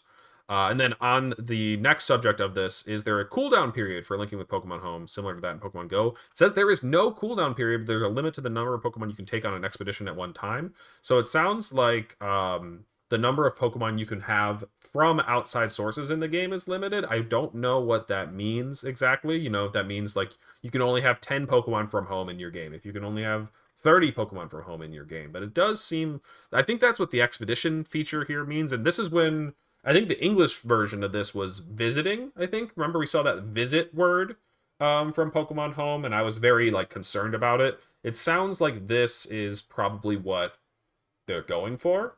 Hopefully at least 6. God, Jimmy, I have to imagine that 6 is the bare minimum. Please let it be at least 6.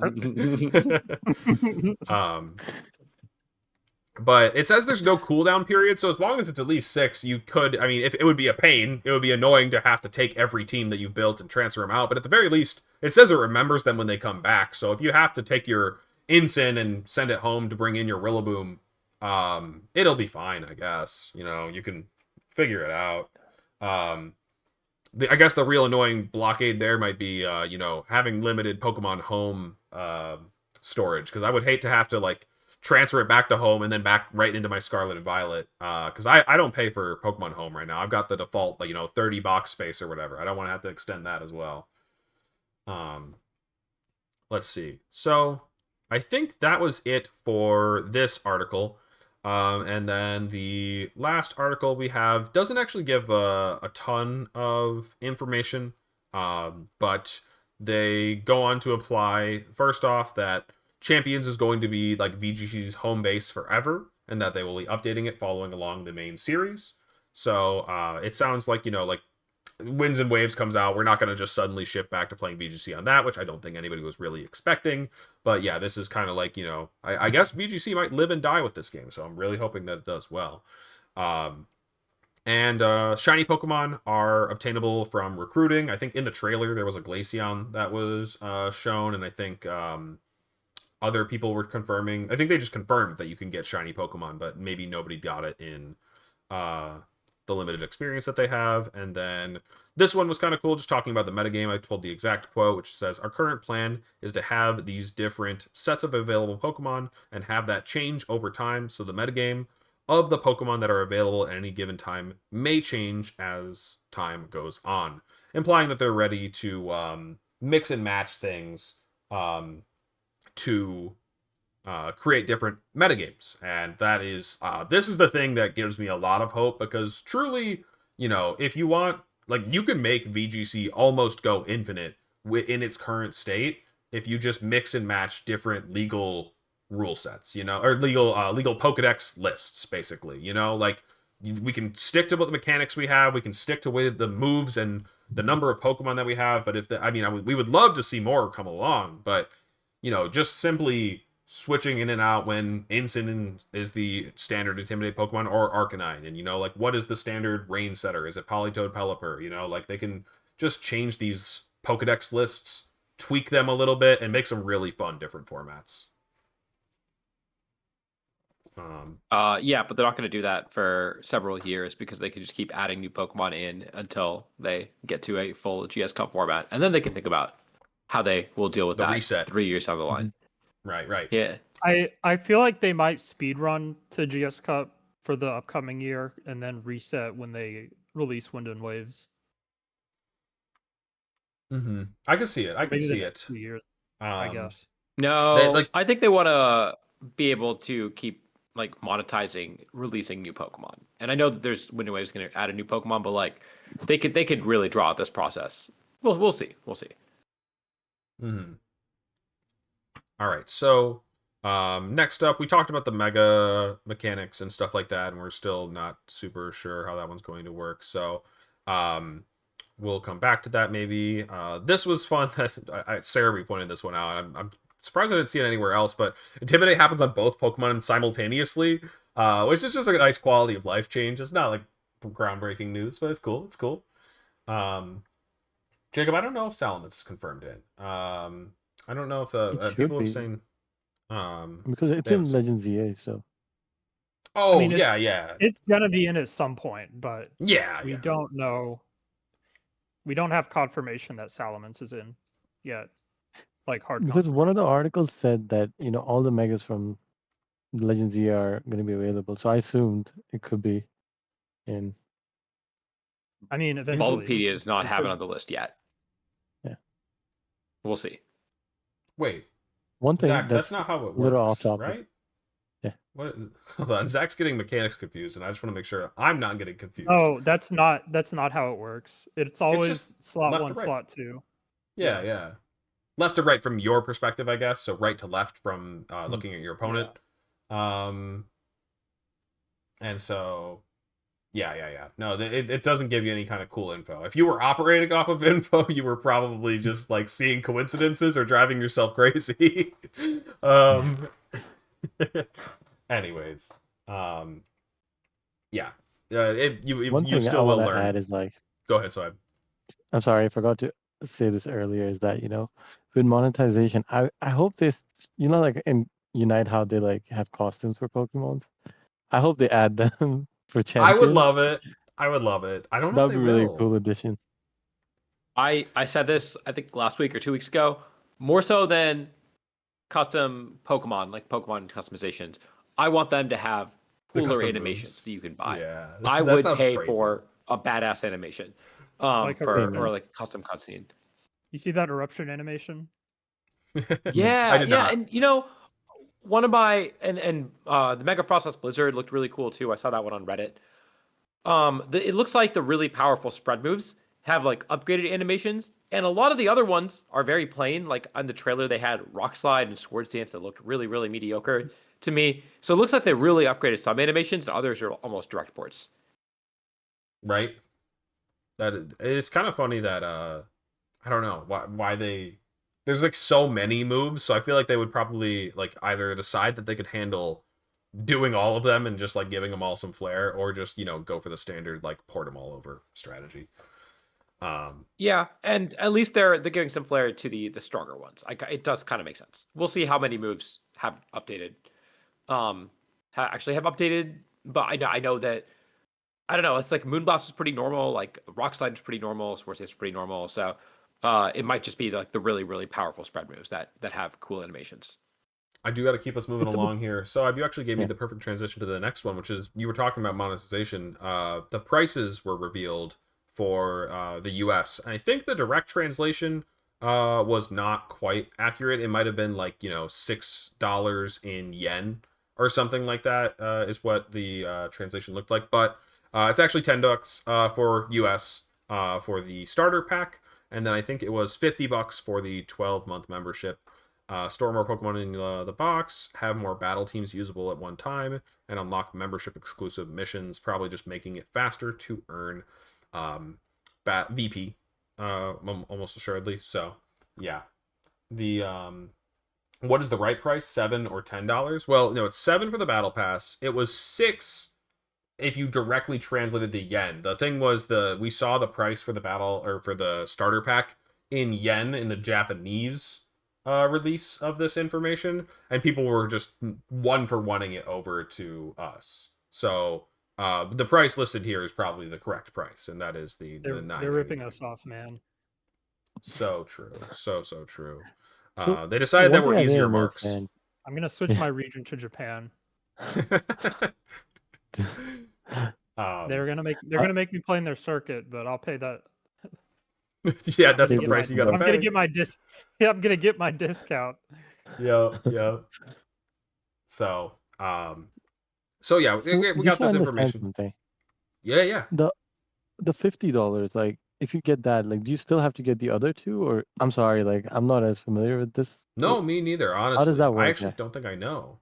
I feel like based on what it's listing here in this article, it sounds like it might just be mostly about the missions and box sizes, as well as maybe battle teams. Like, I don't know if it gives you the starter pack included in that at all.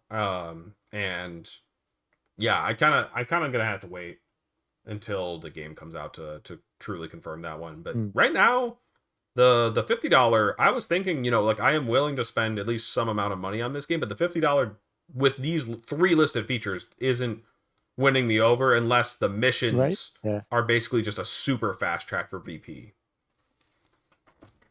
Hmm. Yeah, like what was the initial starter offer? Do you have that on screen too? It's this one right here. You mean Yeah, this? that one seems good. That one seems like a Seems deal that I very would good. get. Increasing box space, huge.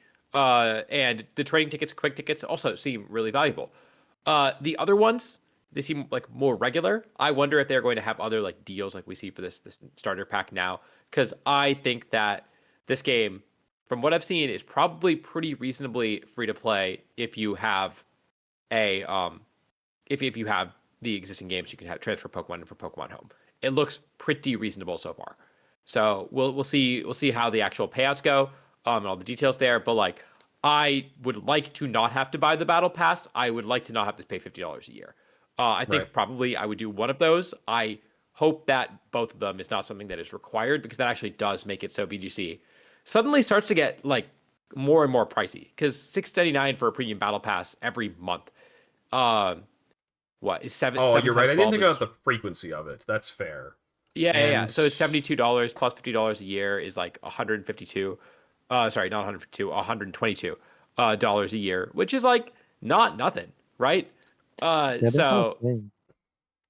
I have not played a ton of Battle Pass games. I know that Rocket League had a Battle Pass where if you played it all the way to completion, you actually earned the currency back to get the next one. I don't know if Pokemon's going to do that, but if they added that feature, I would be all aboard. I'd be making sure to finish my Battle Pass after my one-time purchase and just stay on it. I loved that feature in Rocket League, but I cannot say It for doesn't with it 100% doesn't sound confident like Pokemon's they're going to do gonna that.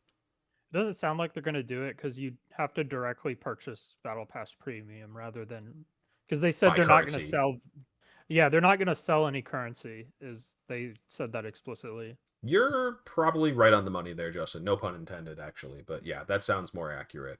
If there's no in-game currency besides, VP, then probably you'll have to just pay for it every time. Um, let's see. So, then let's go ahead and move on to the next stuff here.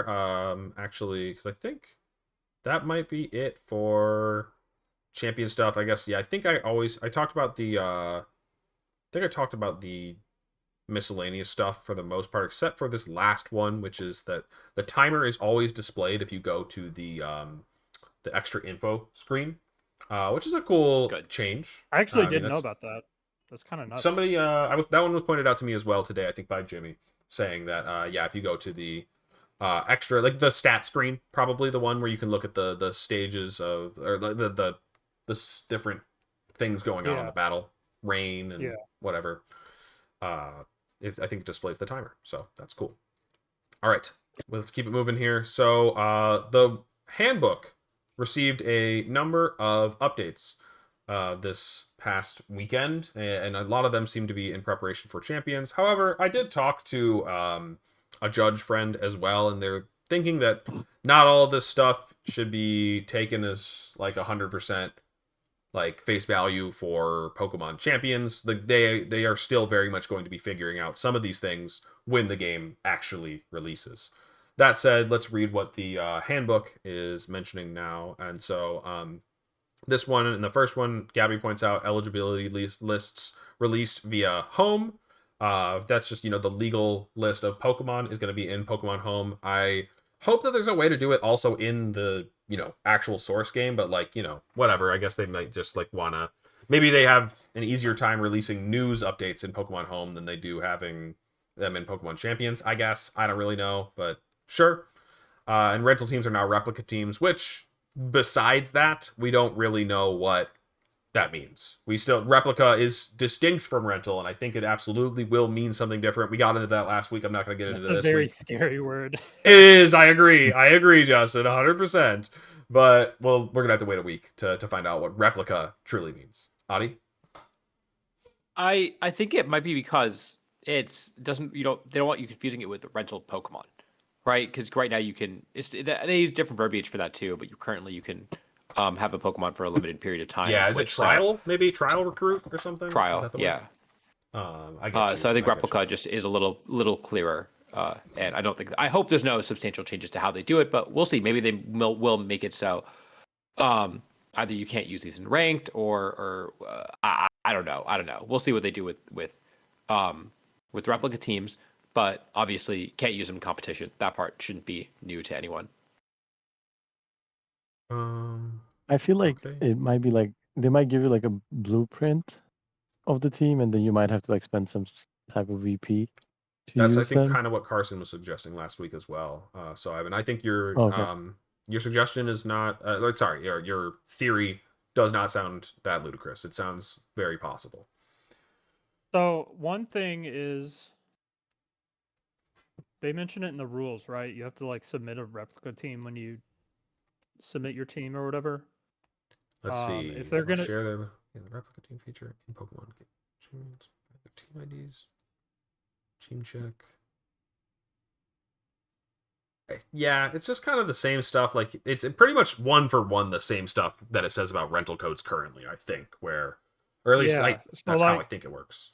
Go ahead. I feel like if they want your replica team or whatever, it means they'll be able to like use it to check your match to your team sheet and also potentially use it for the stream, which I think they would, if they're gonna try to like use replica teams for the stream again, it's not gonna be like, oh, you have to spend a bunch of VP, because then, whoever has to run the stream switch account is gonna be out of currency really fast, unless they get like I'm a wondering, special account, but I doubt that's the case.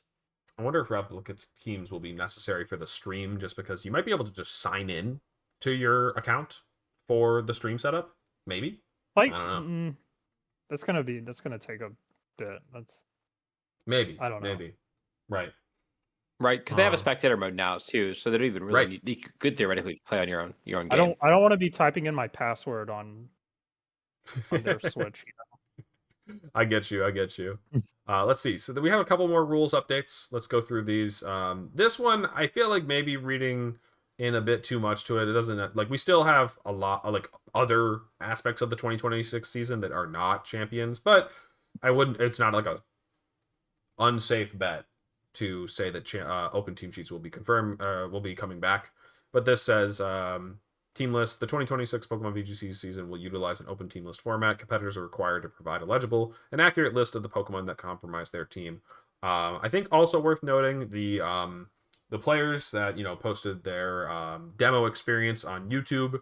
I think they actually played open team sheet from what I heard. Is what maybe I don't know. Yeah, they did. Yeah. Okay. They had to write it down. Yeah, which is kind of wild, but that's also something to think about as well. Is are they going to be just bringing that back? The fact that they had to write it down means that we do not have any kind of in-game feature for it. We were hoping, praying for that to be in there. Everyone had a billion different suggestions on how they could do it. The simplest one being, go to the start screen where you can look at their team, and instead it shows like the rental code screen, replica team screen now. But we'll see. I don't think we're getting it in game though, unfortunately. And that's so sad to me. Again, it's one of those things where like, okay, you're making this as the competitive platform. It's the thing that we use to play in tournaments. And so, one, why do we have to still write stuff down? That's kind of silly. If this is the tournament software, make it so it does the things that you need it to for a tournament. But the two is that means that the ladder is still going to be closed team sheet. And so it's not going to be good practice for an open team sheet tournament. We've already as all of us here compete, we know that if you are competing in a tournament that is open team sheet, you want to practice in the format that you're playing in. Not to say that playing a similar format isn't also pretty good practice, and obvious, but if I'm practicing for a Champions regional, I'm not going to be practicing on Champions. I'm going to be practicing on Pokemon Showdown, playing open team sheet best of threes, and that sucks. And that's man, I want to be using Champions for my practice, but I agree. I'm not because they don't have this functionality and they don't have replays. And those are the two things they needed to make this a real platform that competitors would use for practice. And instead this is just for a pretty display when we go to tournaments currently, just like Scarlet and Violet is functionally for us VGC players. Right. 100%. I don't have any more to add to that because I'm just sharing your frustration. Absolutely. It's just crazy. If they want this to be the Showdown killer, they have to add the features that Showdown has, or at the very least, we need to get one of those to win Worlds and just blast the devs on stage. Fix there needs to be the distinction is just so strange because if they want open team sheets to be the format, then they should have probably coded in an open team sheet feature, so that we could practice like we play. But all right, fair enough. If you're a caster at an event, don't ask me how I'm enjoying Champions. And I don't volunteer for that, just so you know. Already had enough of my troubles. So right. That's true. So I was not promising anything. I understand your situation. Okay. So, but one thing I just want to add about that, please go. Is that would it really be horrible to go back to closed team sheet then, if it's not possible? We should. I hate. I'm a closed team sheet defender, but same. Let's just play. We can have we can have regulations where maybe it's allowed and some regulations where it's not allowed. This way, you could keep things fresh too. But we should have zero regulations where it's allowed. I'm with you 100%, Justin. It's actually it's annoying because genuinely it's a weird accessibility seesaw, for lack of a better term. It's silly because if you want the game to be more accessible, then they should people should be able to practice just in Pokemon Champions. They should be able to practice like they play and make it more accessible that way. But if you make the game closed team sheet, there are genuinely accessibility concerns there because you have to learn all the movesets of Pokemon and all the abilities and whatnot. And then we also had all the the scouting networks discussion is a different point entirely. But it's just annoying that one way or the other there's going to be accessibility concerns. And it could have just been. It would have been better remedied by them just having open team sheet feature in the game. But that said, I would be happy to go back to playing closed team sheet. But I very much understand the open team sheet argument. Go ahead. Okay. So, I don't know if we've gotten to it yet, but how everything's going to be online, right? This is basically all battles are online. You should be able to click on a Pokemon in battle and it'll tell you usage stats. It'll be Incineroar uses Flare Blitz We're not Incineroar getting uses fake out 96% of the time. See, but then that would help the memorization issue for Oh, but being CTS, bridge the gap for right? CTS. I follow what you're saying. I follow what you're Yeah, saying. you It's could not be going to like, happen, what? but I like the Yeah, idea. I mean, yeah, but I don't know. You should I mean, have we're a talking about a lot of damage stuff that calc aren't gonna and happen. access to a full Pokemon database in game, so that you can search up Cerebi while you're playing. So true. That's really what we need. That way everyone's on an even playing field. Information. I don't know. I think players should be rewarded for having a move that's not on the like top 5 usage list or whatever. You know, That is fun. I do miss those days. I get it. I do miss those days. like what if if you pull up the most used moves and then you still get blindsided by like hyper beam on something. Right. Add in an AI assistant saying, "I parsed all these teams and here are the most expected moves." Stop. Rotom, I don't need your advice right now. Okay. Let's see the Rotom last. data center form. No. We already have a water type Rotom. We can't do it. Anyways, the last bit of rules page update is one talking and concerning locals.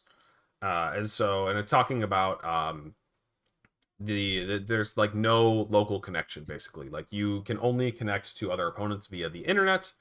This is how it works for Pokemon Go, I do believe. That's what I was This now works hearing. for Pokemon Unite. And like Unite. And so like it's go ahead.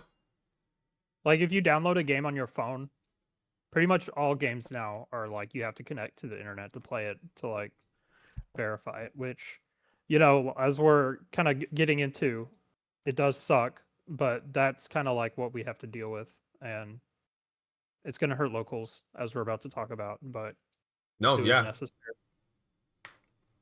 That's that is the big kicker there, is that locals definitely going to take a hit, whether it's a local that has unstable internet or they just like don't want to have to shell out for good internet to be continuing to host these ones. A lot of people are talking about how we kind of just got shackled to TCG stores in VGC in the past year.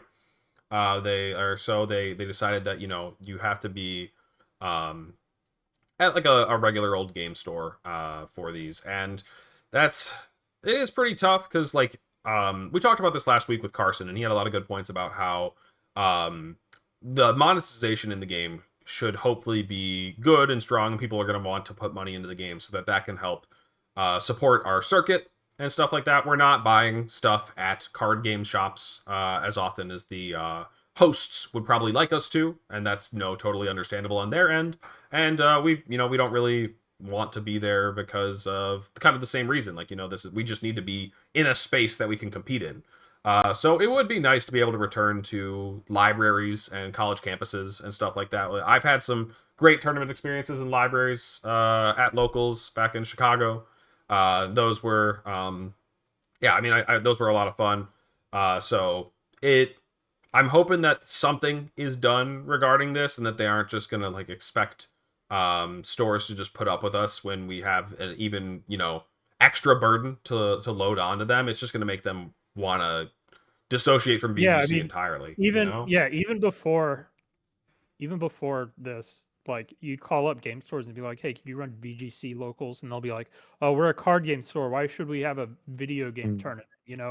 We already have to deal with that. It's just kind of a boneheaded decision to tie VGC to game stores, when it already kind of screws us over a lot. And honestly, the only way to fix it is to say, hey, you can't run Pokemon TCG locals if you don't also support VGC. But they're not going to do that because they But yeah, I agree. And one thing, just to add to that, is that I understand their concern, Pokemon's that in the past there have been some questionable places where events were hosted, so they can just make, if they can just include colleges and libraries, that's it. Just instead of making it fully open to everywhere, that can definitely resolve some of their maybe safety concerns that they have. Yeah, well, I think right now you have to the game stores have to register on the Pokemon.com and be. You can just do the same thing with any organization, like the Yeah. University Pokemon Club. hosts VGC locals or something, and then you can have it on college campuses. 100%. Yeah. Just things like that you can easily do to avoid, like, I guess, fraudulent cups and challenges that have happened in the past. Not even that. It's funny. Like some locations, I remember one time there was a local in the Rockefeller Center inside Yeah. of it. It's just like I a mean, random. the first local I ever went to was at a McAllister's, which is like some deli. There you go. Yeah. So Yep. it's We had we had locals at this. Tim Hortons in Canada. Yep.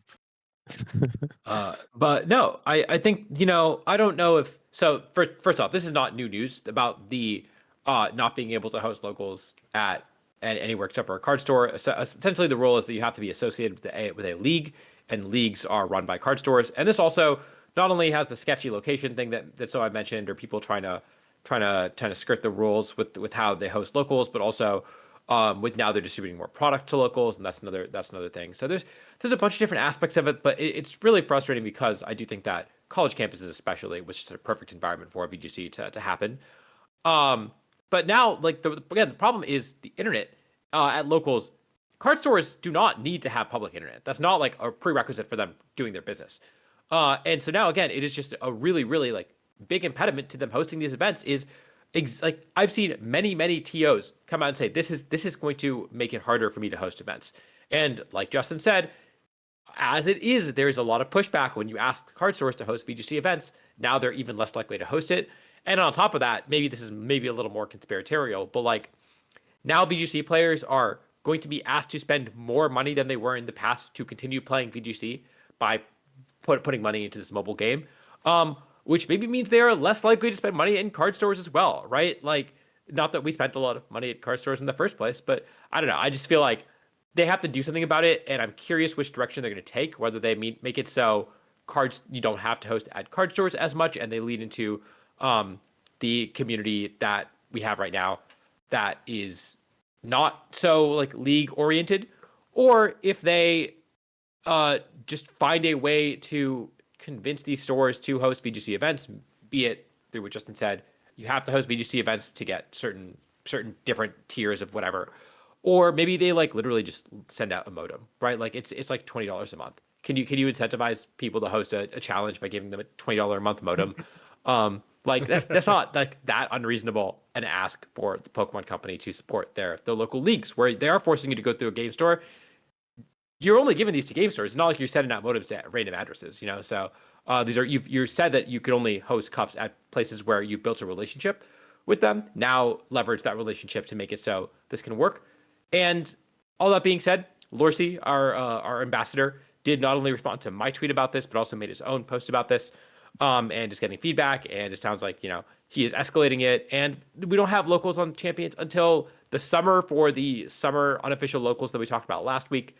That have some prizing, and then also, of course, next season will only start in the fall. So they got some time to figure this out, and I'm confident they will at least do something for the locals that currently don't have internet. They will figure something out, I hope. But there's a few different directions they could take, and it could go well or it could go poorly, and yeah, we'll see where it goes. 100%. All right, This is a big deal. It is, absolutely. Sorry. And so, yeah, but like you said, we kind of do need to wait a little bit more on this one, and especially once the games are in our hands and we can figure out exactly how we are connecting. So, yeah, let's go ahead and move on really quick to Reg F! Whoa! Because especially want to talk about the teams that you guys used to get top 4 at Houston. We're not going to go through the rest of Houston or anything like that, but I did pull up this. And so I think actually, I don't want to, put any words in your guys' mouth, but I think both of you guys used teams that another player used before. Am I mistaken there? I think, or at least maybe with slight edits. So let's start with you. So tell us how you ended up picking your team, and then without launching into a full team report or anything like that, and then let's also talk a bit about your run as well. So go for it. Sure. Yeah. So I didn't play RegF at all, and by the time it was like the last event, so all I knew was like I wanted to use Incineroar, Amoonguss, and Fluttermane, and from there I just like kind of filtered down the team. initially it was Terran's version with Tornadoes, but I kept losing to Spam. So I was like, okay, Tornadoes has to go. Because like I played in a VR tour, I was like 7-0, and then I just played 3 Spam in a row and I lost to them. And I was like, yeah, Tornadoes didn't come anyway. So I'm gonna drop Tornadoes and I just put Cresselia. And then I just changed the Flutter main to Specs. And so basically it became Aaron Brock's team. But yeah, it initially started as Terran's version. And Okay, yeah, gotcha. so and I Roundabout love the way. life orb. Yeah. And in Terran's team had the life orb Urshifu, so that I just didn't want to change that because it was amazing. Right. Oh, Yeah. and one last thing. I don't just gonna add about the Parasong Flutter main. I added that the night before the tournament, and at 4-0 or 5-0, I ended up playing somebody that had minimized Dozo with the baton Yes. pass. So that was like I had no other way to beat that team if I didn't have Parasong. So felt pretty validated with that choice. If that one isn't the answer already, I am kind of curious. What would you say was like the one highlight match from your run then? Uh, Honestly, that was my favorite one because I just never had a most freest game of my life. It's like just had to click Parasong each time, you know, for Yep. the game to be over. Like never a more easier game than that. So yeah, definitely the highlight. Of course, I'm always rooting against those types of archetypes. Dozo in general, but minimize Dozo, extra disgusting. Yeah, it's the number 4 one. So the funny thing is, like after playing me, they played Lucy with the Haze Primarina, and Oh then they god, played another person that had, I think, Parasong or Haze. So that was really unfortunate for them. got it. Yeah. They were going through it, dude. But deservedly, I'm sorry to say. You're probably a fine person, Timothy, but your team choice disgusting. Super nice Anyways. person, yeah. Just the team choice was, but yeah. Love it. Yeah, so Justin, I asked the question earlier. I actually think I know more about this answer, but obviously everybody else doesn't know. So you did you end up going with Emilio's team, right? Yeah, so I actually didn't book. I wasn't, considering going to Houston at all until like 2 weeks before the tournament. So I was like, I laddered a bit, but then I got addicted to Pokopia, and so I just took Emilio's team verbatim. I made a slight like Tornado CV spread edit, but that was literally it. Got it. And as for my run, I actually lost round one. Um, and that guy actually almost cut. But when I like got kind of bodied round one, I was like, okay, maybe I'm still John's like very kind of strong. washed. Yeah, because I haven't played like a tournament since Worlds, so I was like, oh shoot, this is gonna be a long day. But then I ended up like winning the rest of my games day one, and I won out until I like locked cut, and then I lost my like last round to get like to decide if I would having to play top 16 or get a bite of top 8. Right. Of Um, so kind of a bit of a submarine schedule, but you just play who's in front of you. So course. And so of that schedule, what would you say was the most standout match? honestly, I played like Andrew Block kind of early into the tournament, like maybe like round 4, and all like my first 2 wins, I started 0-1, 1-2. Those were pretty quick 2-0s. Both of those players ended up going like 2-6. Mm-hmm. But so Andrew Block was kind of like my first real test that I like, if I had lost that, I'd be 2-2, and it'd probably, have a very different day, just in terms of like how my mental would be. Mm-hmm. And it was like a very close 3-game set. Um, so it was, kind of pretty pivotal. Kind of like under the radar pivotal. Yeah, the I first also had a roadblock. yeah, Pun and intended. that was like a kind of a big confidence booster for the rest of my weekend. Mm-hmm. I think I did also have that game against is Hectic VGC Right. where we had like a Tornadus Landorus kind of like mirror at the start, and I was just kind of sitting there for like for 45 seconds, just wondering like, do I sludge bomb Torn? Do I like, he's gonna Terra one of them, right? Because I'm like, I have a Torn Lando, and I'm like, I really want to Terra one of my guys. So I'm just like, screw it. And I Earth Power his Landorus, and he tears his Landorus to like go for the sludge bomb kill on my Tornadus. And I ended up picking up his Landorus, and that was kind of like set deciding.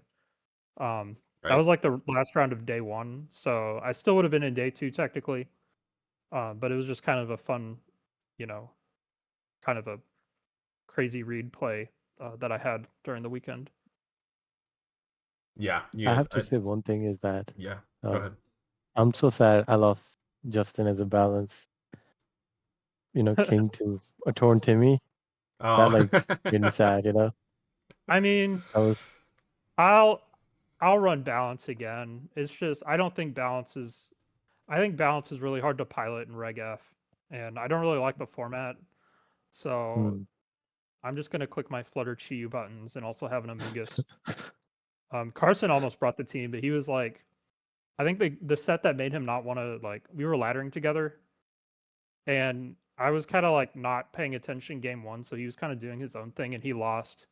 And I kind of looked at it and was like, okay, let's bring Amoonguss this time, and I kind of talked him through the Amoonguss plays, and after this, like, we won the set because like Amoonguss kind of bodied him, and afterwards he was like, okay, I think I can't run this team because there's no way I would have thought to like use my Amoonguss that way, like on any of those turns.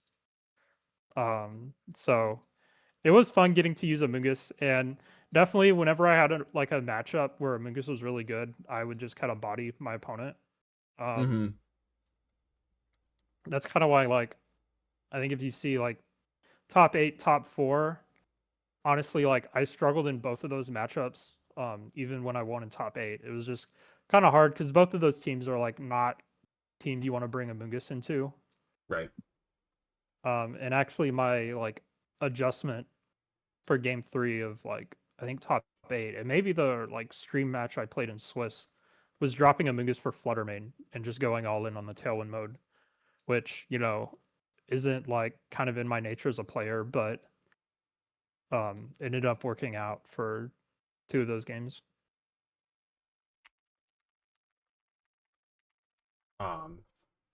Yeah, that's you and Paul are like the Amoonguss players I think of, like, they're just happy to use Amoonguss. In fact, actually, I remember I think Paul had used like Amoonguss for like, it was like a 20 tournament straight streak or something like that. It was crazy, and I was actually part of the group that broke the streak. It was when me, Billy, and him ran a Ice Rider Miraidon team at Milwaukee. We convinced Paul to not run Amoonguss, which was just like, I don't think he was thinking about it that way, but he did have like such a crazy streak with Amoonguss. It was hilarious.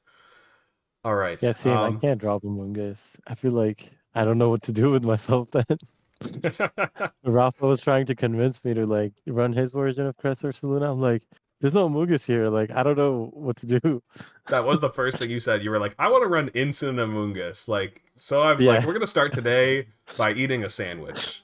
I want to eat just a plain white bread sandwich. Let's figure out what we're gonna put on this. But I'm starting out with 2 pieces of bread. Wait! You're missing one. Watermain. True. He's crazy. Look, man, I work full time. Like, I'm gonna stick to what I know. I don't got time to like sit here and learn new things. I just stick to what I know. There you go. I respect Amoonguss it. hasn't been revealed for champions. I'm getting a little worried. Same. Is it making you guys itchy? Are you guys kind of like, what am I gonna do? I'm getting nervous, bro. I'm getting really 100%. nervous. That's why I'm not Fury moning any teams, because I'm just waiting for them. Yeah, how much do I got to pay for Amoonguss? Can I like pay $100 to get it early? Come on, Ilka, please. Game Freak, please. All right. Well, let's go ahead and move on to some more Reg F. We wouldn't possibly miss it. Seville happened over the past weekend, and I did not watch it a second of the stream. And I watched like all of the events, but I just could not be possibly like more checked out at this point of, especially Regulation F. I want to be checked out of Scarlet and Violet, but unfortunately I have LA. and other people have Orlando or Carataro, and just a lot of fun there.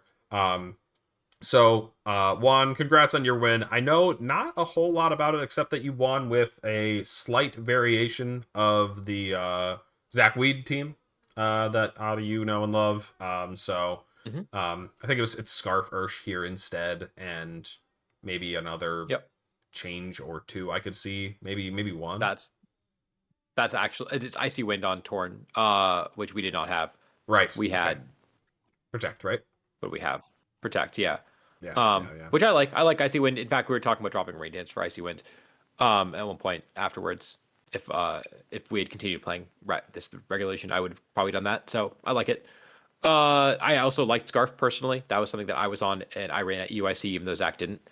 But yeah, otherwise, pretty much the same thing. And it's a strong team, and it's cool to see a team that I got to work on also win a regional here.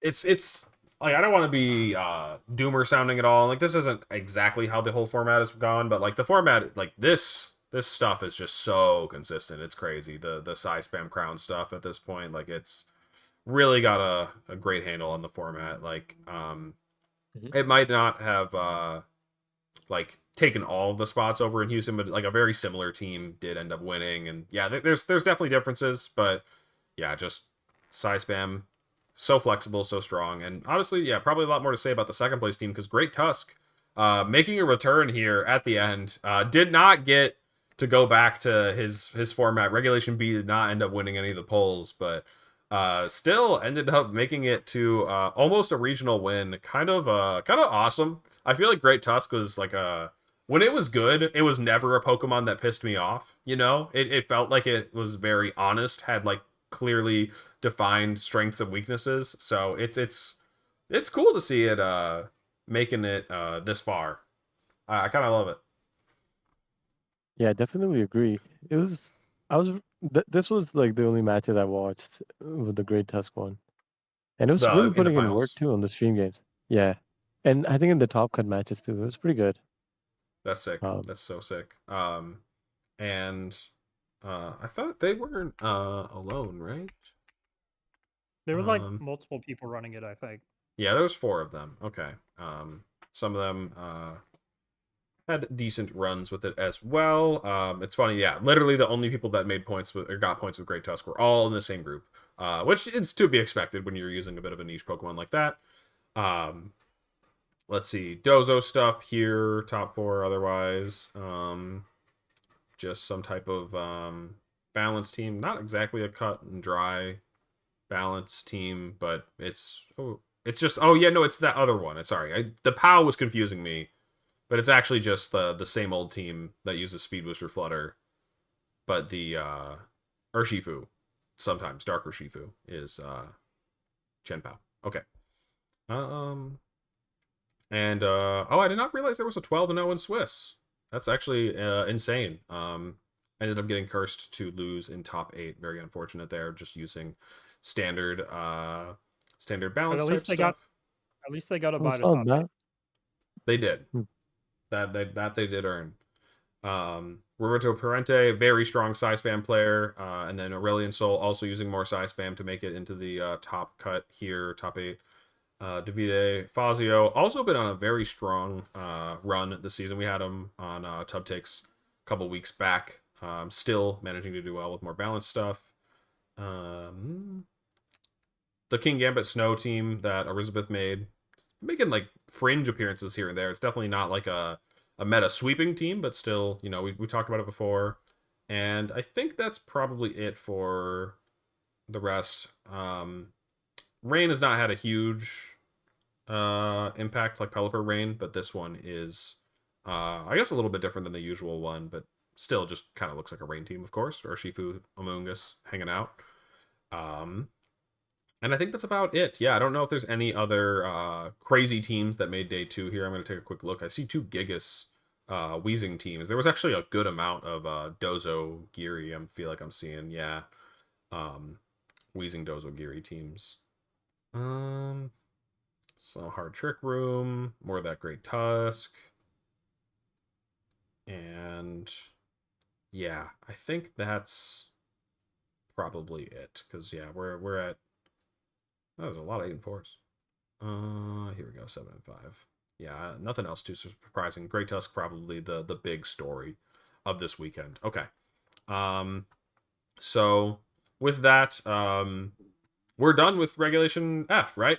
We are Mhm. like actually. Well, you forgot South Africa. No. Just happened. That's Yes, Cape the Town. last, the actual last Regulation F event. Yeah, unfortunately, we got no teams from this one. I think the funniest thing that we could highlight from this one is that we all whiffed smart money because we went over 4 on picking people in attendance. And I'm sad that none of us took the safe bet on Patrick Chang because Patrick Chang has been to multiple of these, and none of us decided to bet on him. Yeah, so congrats to Herman. Also went 7-0 versus the 4-2 from the rest of the people in the top cut. So they were definitely the best player on the weekend. Terrible Raz though. Look at that, 37 week schedule. And Herman is German, I believe, beating a South African, Chad Hall, in finals. So South Africa did not defend their region. In fact, Europe stole an invite from this. And Germany I think that had it again. Sarah is also European. I'm not sure about Mikal.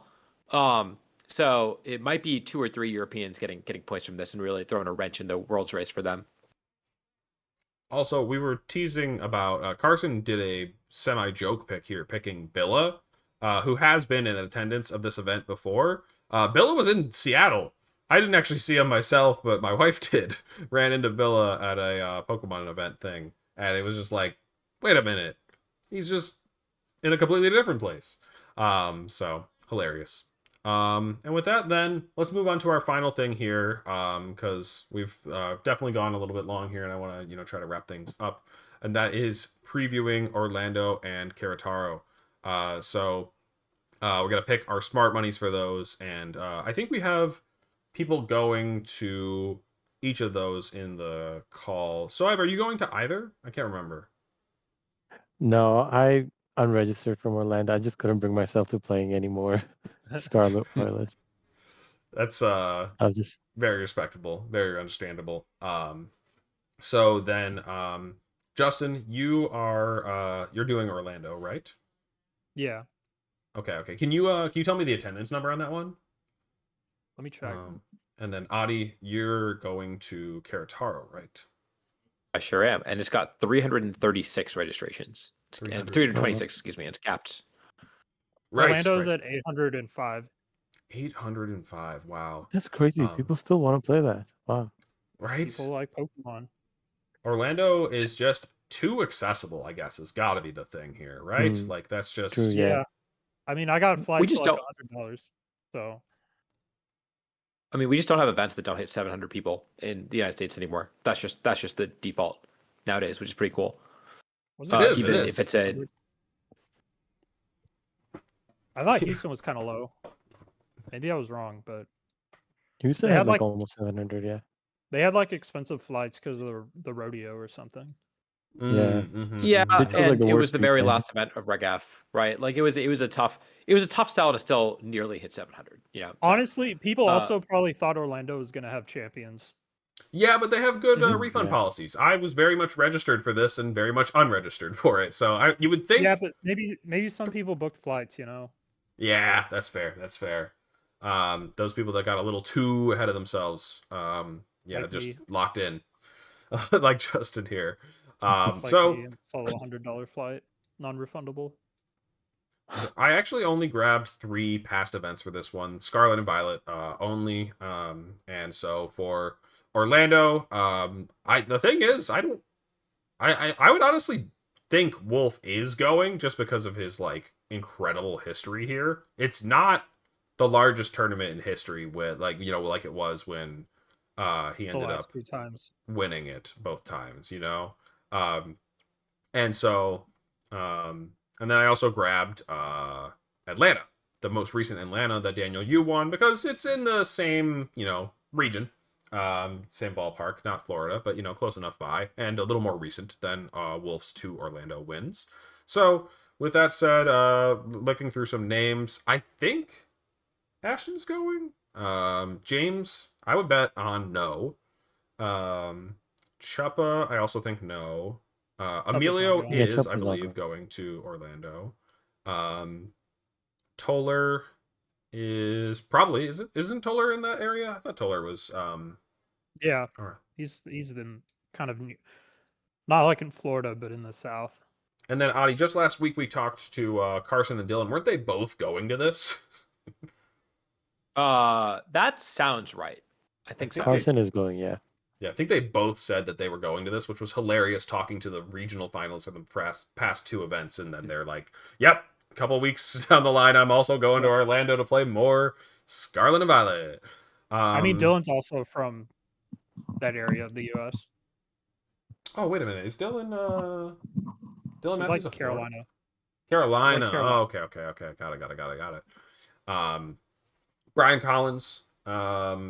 Probably I would bet on it. Adi. Well, different tournament.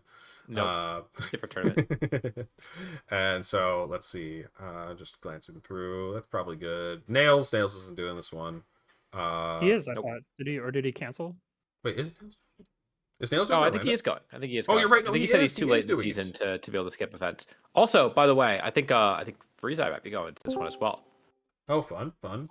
Wait a I minute. am doing Orlando.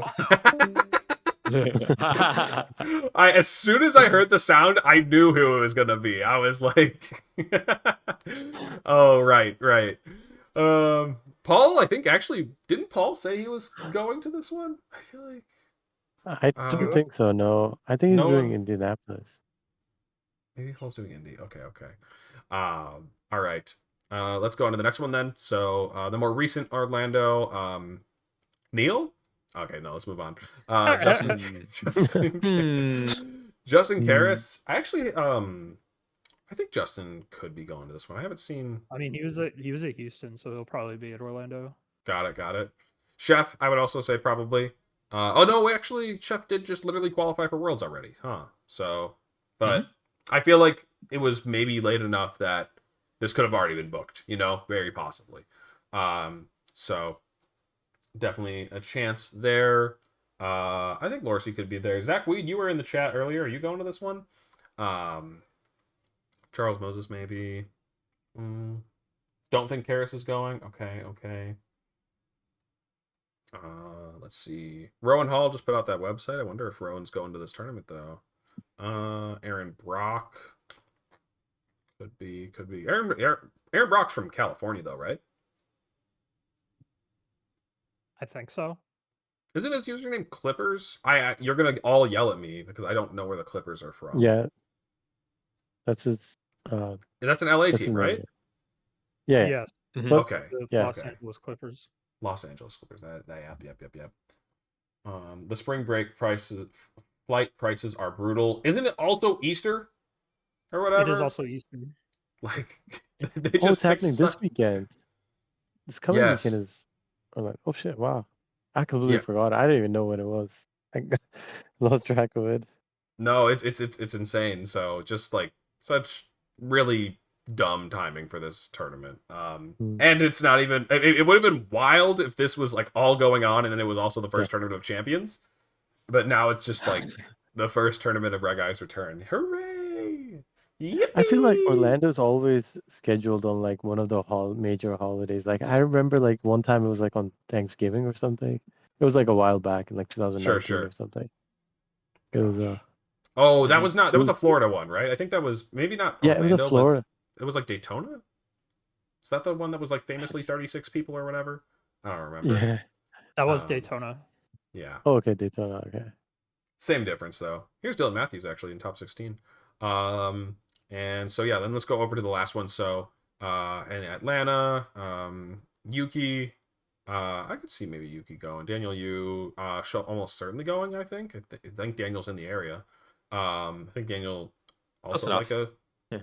I thought he was. I thought he was like hometown. Is he He's not? Is he Carolina. Atlanta? He's also Carolina. It's Carolina. Okay. Joe, I can see Joe being there. Let's see. Leonard, sure. William. I think Billy's going. Chris Hahn, I could see it. Okay. Oh, Justin Burns. Maybe going. All right. So real quick for Orlando. So you're up first. Smart money. What you got? Um, I got Justin. I believe in my balance. You're gonna do that to him? You're gonna do that to him? Oh my gosh. I believe in you, Justin. Don't let me down. You know, I have to thank you for picking me because now I get the easy smart money pick. Give me Wolf. I doubt he's gonna be there. I highly doubt it. It seems like he shouldn't. I feel like based on like I don't know. It's just confusing, I guess. But like He was at he, Houston, so I mean, if he's at Houston, he's going to be Hmm. at Orlando. I think you're next. right. I think you're Two right. times. He's won Orlando like 4 or 5 times at this point. So like, Right? He's just got to go collect his fucking medal. Mm. That's the thing. Yeah. Yeah. He just has to go collect. Adi? like First off, I will thank you for the raid. We are doing smart money for the regionals coming up this weekend, and we had a lot of champions content that we talked about, and you can find that all on YouTube tomorrow morning on my YouTube channel. If you don't want to go back and watch the VOD. And for my smart money for Orlando, since Wolf has already been taken, I'm picking the I think the player with the next most regional championships. I'm taking, or maybe second most. I'm picking Riley, who I believe is a Riley. Florida local now. Oh yeah, right. And so he's also a pretty good bet to win any regional he attends. Man, okay. Yeah, I'm gonna pick Marcus Dion then. Why not? I think he's going. I think I've heard that he's going. And I feel like I've just like I've been doing a lot of like really basic picks, and Marcus Dion, a very strong player this season, but I just, I don't know if I've ever smart moneyed him before, so why not? Then for Kerataro, this one we don't normally do the history ones for the outside the US because we're a lot less familiar with them. And yeah, this one I feel like might be a little bit trickier to pick people going because you got to know that they're in attendance. Do help us out with people that you know are going. Anybody in the chat as well as I guess Adi because you're going. And Justin, we'll throw it over to you first this time if you have a pick ready. If you need a second, no worries. But I do need a second. Someone in the chat tell me who's going. please He's give going. us some picks. Who's Best the, go to this one? I don't know. I really don't. Oh wait, I think Max is actually going to Orlando. I think I saw that. I remember seeing that maybe. That's the thing is like if you don't live in Mexico, it straight out might be easier to get to Orlando if you like live in Central America. Orlando's Florida's a big airline hub, right? Querétaro is hard to get to. It's less of a hub and more of like a ton of airlines fly there because of Disney. Right. So yeah, your best bet is probably picking strong Mexican players if you want suggestions. Somebody in the chat picked Kenneth if you want to steal that, Justin. Kenneth Gamboa is a very strong player. Yeah, I'm thinking should I pick Kenneth or Adi? Right? Adi's not I don't know if I Mexican, wanna I pick don't Adi. think, but Yeah, he's not, but Mm. I'll pick Kenneth. He's good. All right, let's grab Kenneth. So you got any? I agree. I got Adi. All right, Adi, we're taking the safe picks around here. All right. Nah, he All right, believes in me. I believe in you, Adi. Don't let me down. No, I got this. But I'm gonna go ahead. So Cesar Reyes is Mexican. Cesar Reyes, I believe, is commentating this event actually, so he's not gonna be playing. I'm gonna go ahead. I'm gonna take my boy, Golden Napoleon, Alberto Renero.